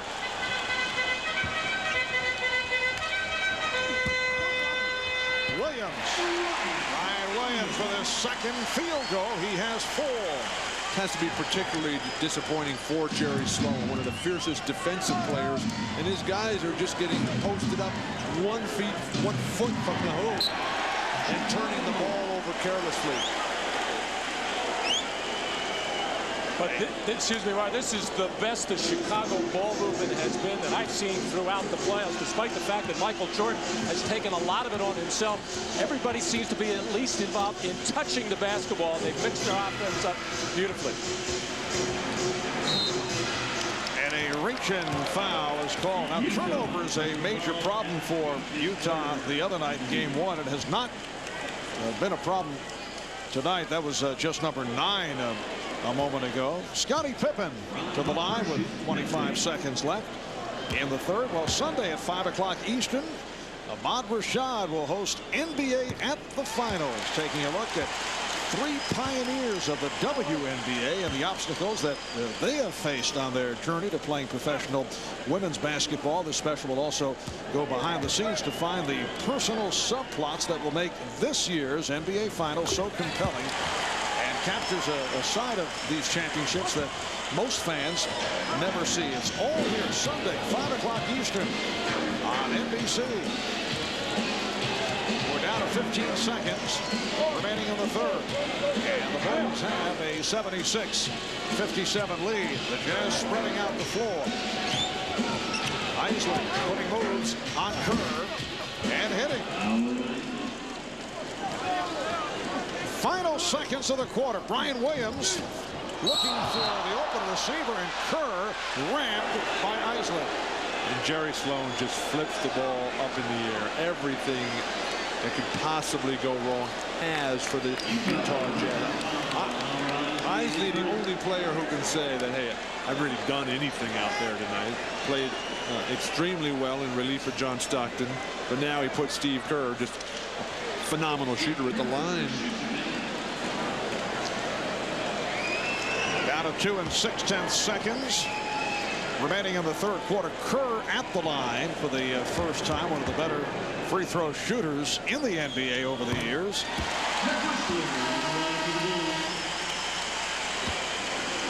Now Judd Buechler reports back, replacing Scottie Pippen. 77-59 Chicago. The Bulls hoping to take a 2-0 lead in Game 3 Friday night in Salt Lake City. 9 o'clock Eastern time here on NBC. Game 4 Sunday in Utah at 7:30 Eastern time. And Malone flicks it Kerr on the intercept. Kerr fires, and that's the end of the third quarter. It's the Bulls 78 and the Jazz 59. The Bulls shoot 11 of 16 from the field in the third. We'll be back here in Chicago after these messages from your local station.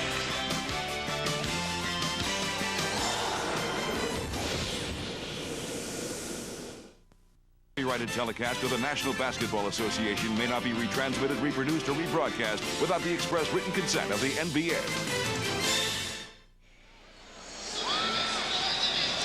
Back in Chicago, you can see the numbers during the course of the regular season.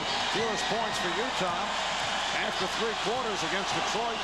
Back in January, 55 points. Tonight, only 59. 78-59 Chicago as this fourth quarter gets underway.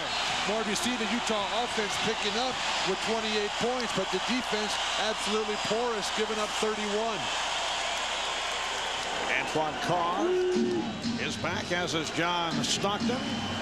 Karl Malone sitting down here at the start of the fourth quarter. Bad pass saved by Williams. Once again, Utah trying to run set offense, the bumping and grinding on the screens, trying to get position, and the tough, aggressive defense of Chicago forcing a turnover. Nice pass. Adam Keefe rebounding the miss by Brian Williams.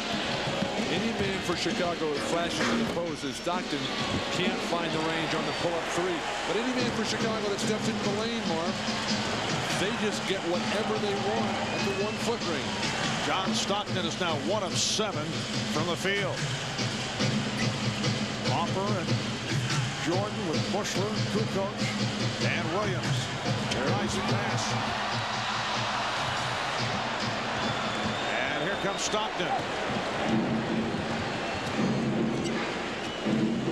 Russell for 3. Rebounded by Kukoc.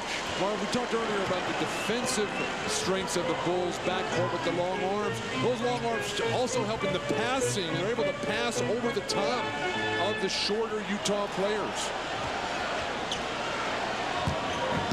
Russell tried to close that baseline, but Jordan, with a quick move, drew the foul.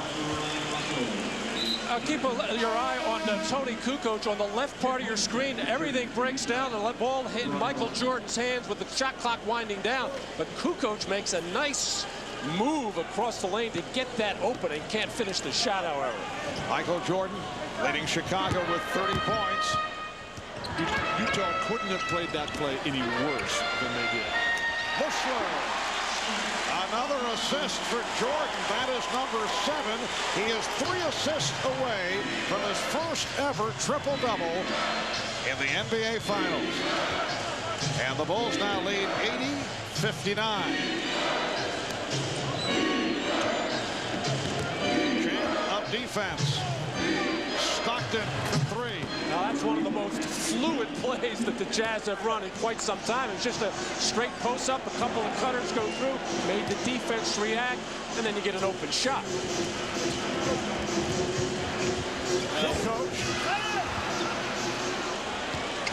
Stockton flips it down to Carr, stripped by Harper.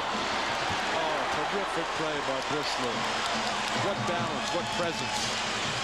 The strip by Harper, and Buechler able to come up with that loose ball. Harper for 3. Air ball. He thought he was fouled. And now Jordan is fouled by Anderson. Oh, terrific pass. A look up by John Stockton, hitting the streaking Antoine Carr, who just cannot get to finish the play. It's knocked loose by Harper, and then he gets, or I should say, Carr gets knocked out of the play, and Buechler goes the other way.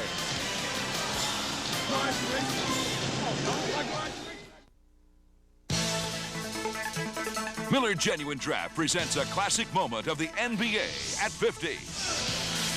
Tonight we look back at the NBA Finals record for the most points scored in a game. The Lakers versus the Celtics. It was Game 5 of the 1962 Finals.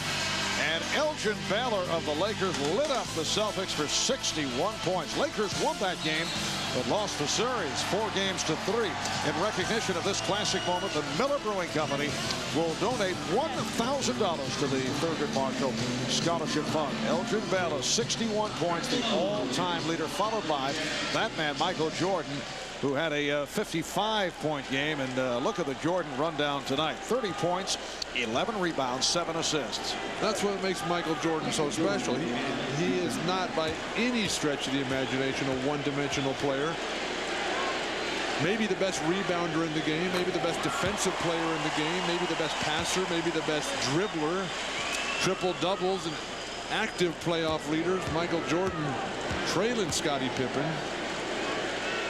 but has never done it in the NBA Finals, and he is 3 assists away. 81-62, Chicago. Coming up on 9 minutes left in the 4th quarter. Hornacek having difficulty with Jordan, and then flips it to Malone, and the foul is called on Chicago, a holding foul. It is on Bryon Williams. That is number 5. The poor shooting continues for the Jazz. Stockton, just 1 basket in each half. Karl Malone, just 2 baskets in the second half. One of the things that makes it so difficult, though, for the Jazz to get the ball inside to Karl Malone, they're fronting him, Chicago is, and then they're pressuring the ball so well, and they're so quick on the weak side. Malone. Whoa. Watch your face. Firing a brick. Now, for those of you who would like to continue with the NBA Finals, we will have a post-game special on CNBC. That'll be right after the game. The entire cast will recount the game with highlights and live press conference interviews. Guests as we look back at Game 2 here in Chicago. The NBA Finals post-game special on CNBC immediately following the game. So stay with us. We have 8:45 left in the 4th quarter.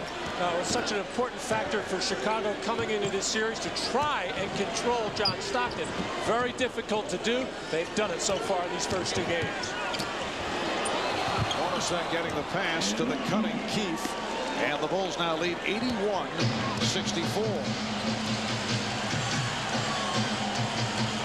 Worst loss of the season during the course of a regular season suffered by Utah.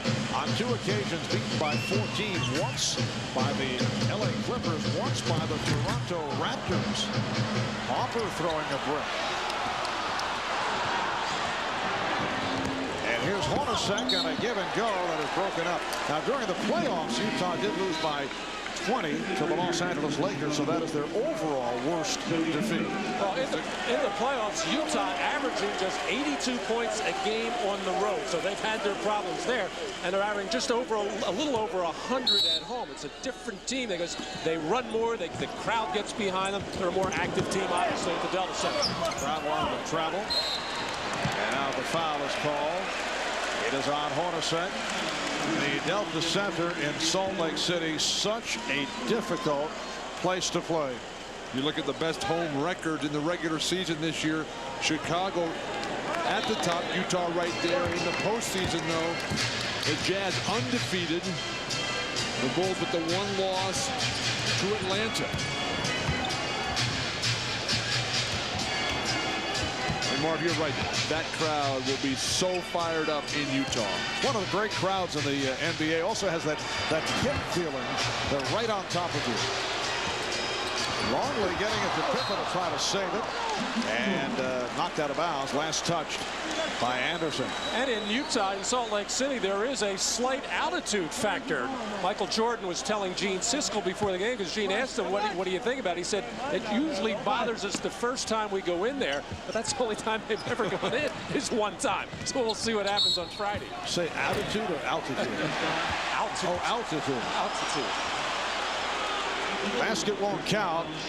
Foul on Anderson. And there is Gene Siskel. Always a source of Matt Gukas prior to games. Matt looking for movie passes.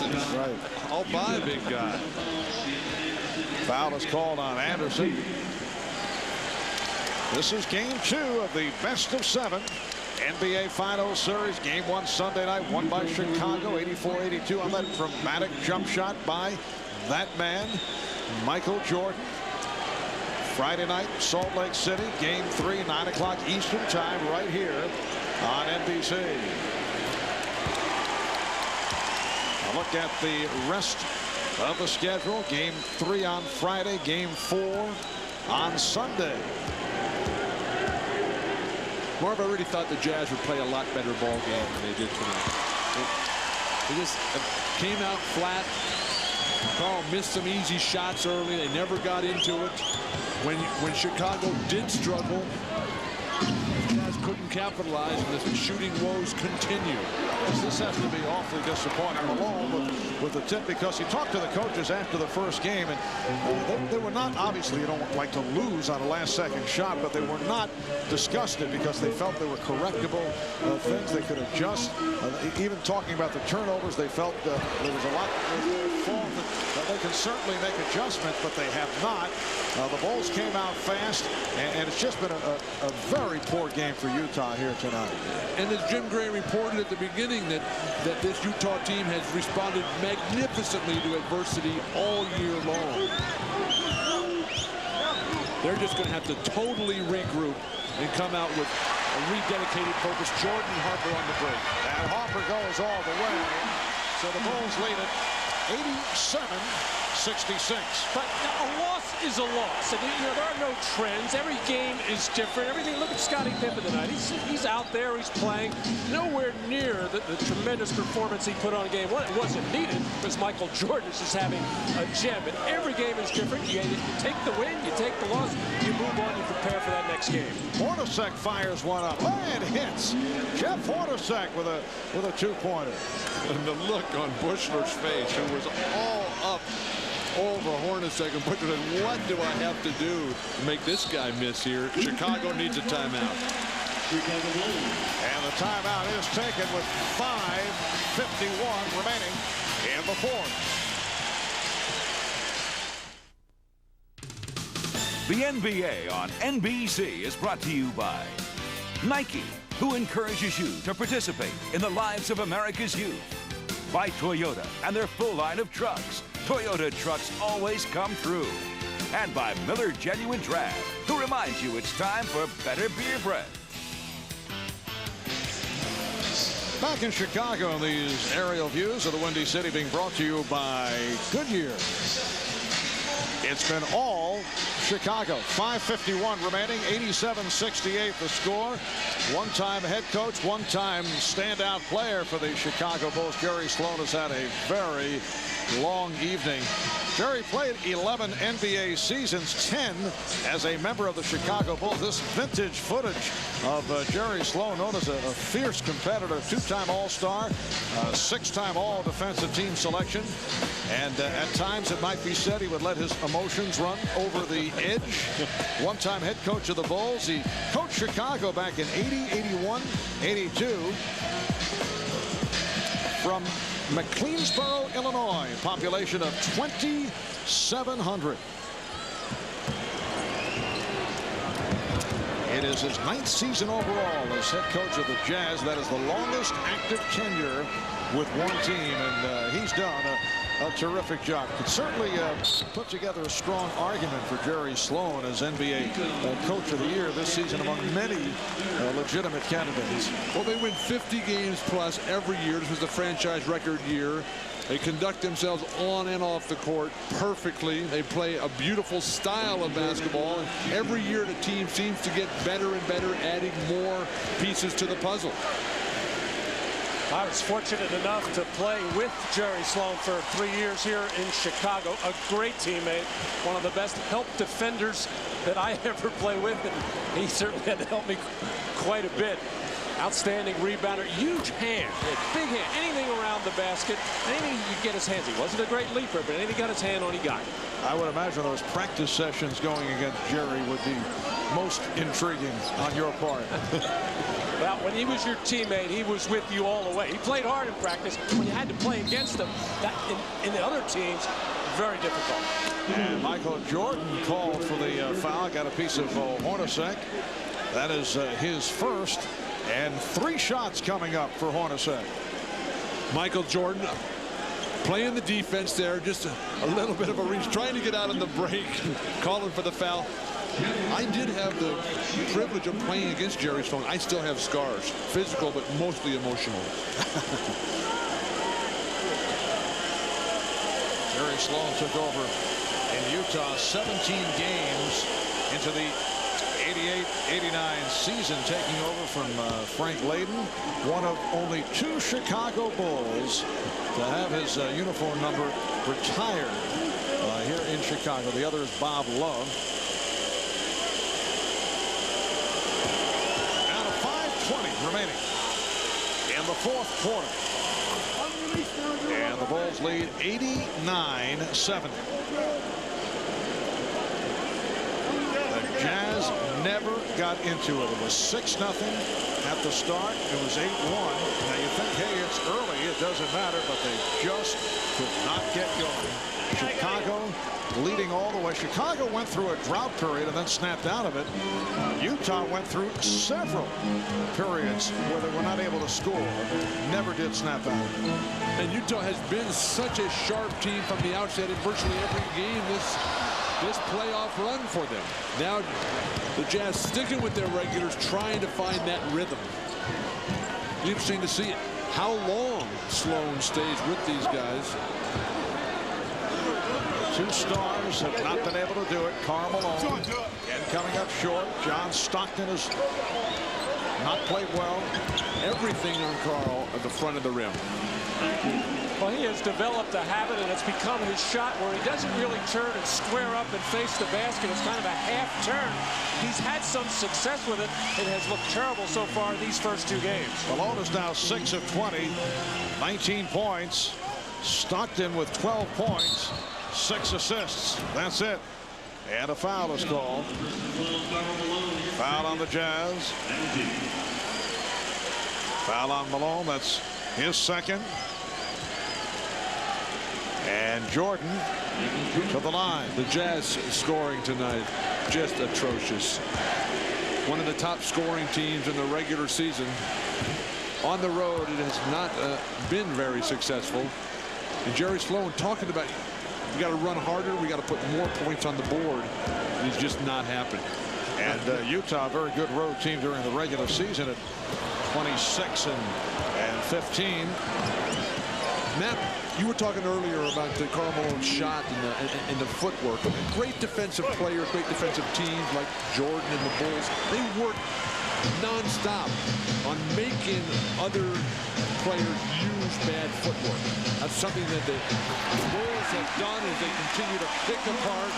Jordan getting closer and closer to that triple-double. That's assist number 9. He is 1 assist away from a triple-double. His first in NBA Finals play. Anderson able to hit. Anderson with only his second field goal.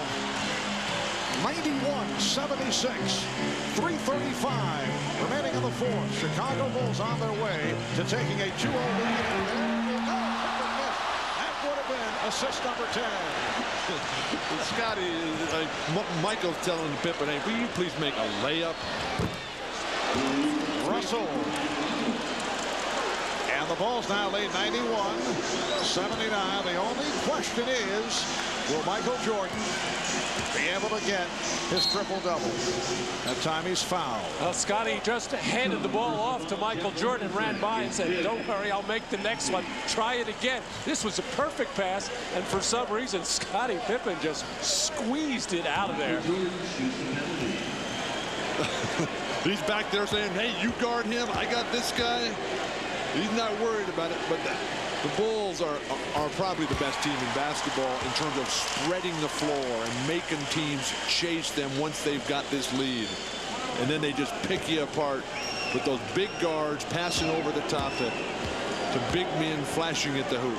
Jordan supreme tonight. 37 for Jordan. And the Bulls lead 93-79 with 3 minutes remaining in the fourth quarter. Stockton. This is all cosmetic. When you look on the box score tomorrow, you'll see John Stockton with 14 points, but not able to do it in the early going.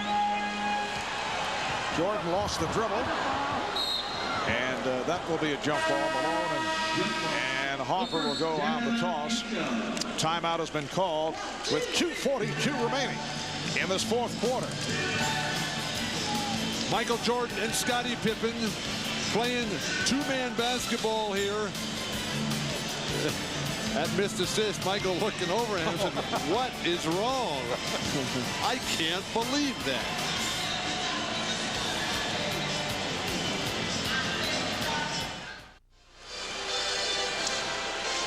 Well, Michael Jordan with 37 points. Chicago up 93-81. 11 of 20 from the field for Michael Jordan. Scottie Pippen with 10 points. Karl Malone has not done it, only 6 of 20 shooting. John Stockton, 4 of 12. For Michael Jordan, one of his best performances in the NBA Finals. Overall best, that 55-point game back in June of '93 against Phoenix. And he's gunning for a triple-double, trying to become only the 14th player in NBA Finals history to collect a triple-double. The last to do it, Charles Barkley of the Phoenix Suns against the Chicago Bulls back in 1993. Magic Johnson has done it 8 times. Bob Cousy twice. Meanwhile, Utah has closed the gap. Chicago has led by as many as 22 points, but you don't really have a feeling that they're in this ball game, although there are 2:34 remaining. Which is the same situation that the Jazz were in, down 12 with just a little over 2 minutes to go, when they struck back and wiped out the Houston Rockets. Still hope, but as you say, Mark, the Jazz aren't playing that well. Here's Pippen. Rebounded by Malone. This again would have been an opportunity for a 10th assist and a triple-double. Coming up on 2 minutes remaining in the fourth quarter. Malone had it knocked away. And a foul. This is the closest since Chicago led 37-29. That foul was called on Jordan. Very strong move to the hoop by Karl Malone. One of the toughest of the night.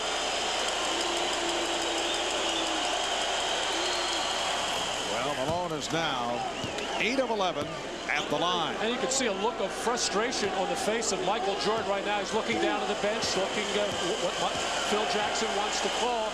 And whether or not it's the triple-double or he's very unhappy with the way his ball club is finishing up, it's a little hard to tell, but he's not happy.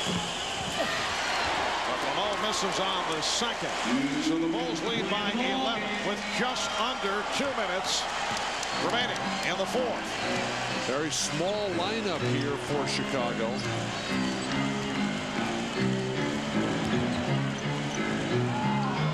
Shot clock at 6. Rodman's pass picked off. A lazy pass thrown. And here comes Stockton. Hornacek for 3. And the Jazz very much alive. They are within 8 points with a minute and a half to go. Need to play very smart here for the Jazz. Force fadeaways, force casual plays by the Bulls. Here's Pippen.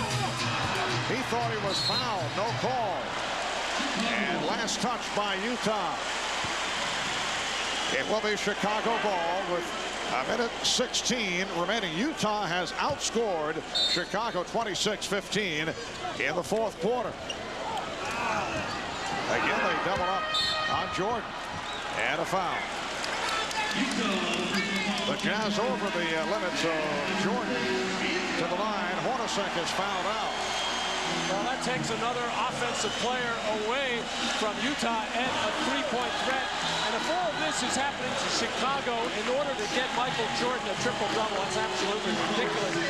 You're playing in the finals, you just get the win.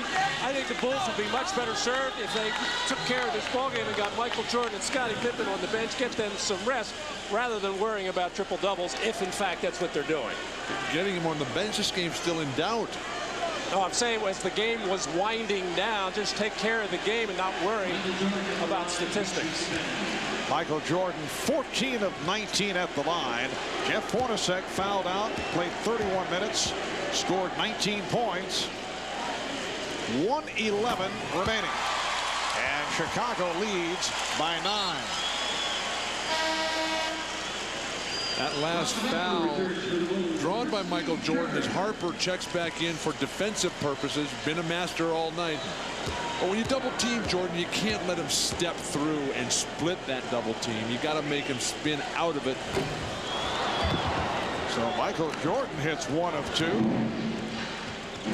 1:05 remaining in the fourth quarter. Bulls 94 and the Jazz 85. Buechler broke it up. Buechler with the steal.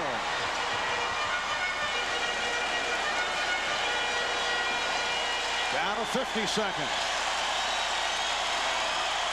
Utah is over the limit. Shot clock at 7. Pippen for 3. Busted 3. Jordan with the steal. So back-to-back turnovers by Stockton. Down to 25 seconds. And Jordan running it down. Bulls do have timeouts remaining, as did Utah. A poor shooting fourth quarter by Chicago, 4 of 17. Rodman. And the Bulls now lead 97-85. That was a 3 for Rodman. Final seconds. The Chicago Bulls have defeated the Utah Jazz 97-85. The Bulls had the big lead most of the way. They led by as many as 22. Michael Jordan falls an assist shy of a triple-double. But Michael Jordan with another magnificent performance. 38 points, 13 rebounds, and 9 assists. And he's with Ahmad Rashad. Ahmad? All right, thanks, Marv. Michael, were you aware that how close you were to a triple-double during the last part of that game? Yeah, I was aware. Pippen made me aware when he missed that. But that's okay. We got to win. That's all that matters. What was the difference in game 1 and game 2? It seemed like you guys came out very much prepared, and they really, were you disappointed in the effort that they had? Well, we came out on the heels of what we did last game. And we were ready to take any adjustments that they made.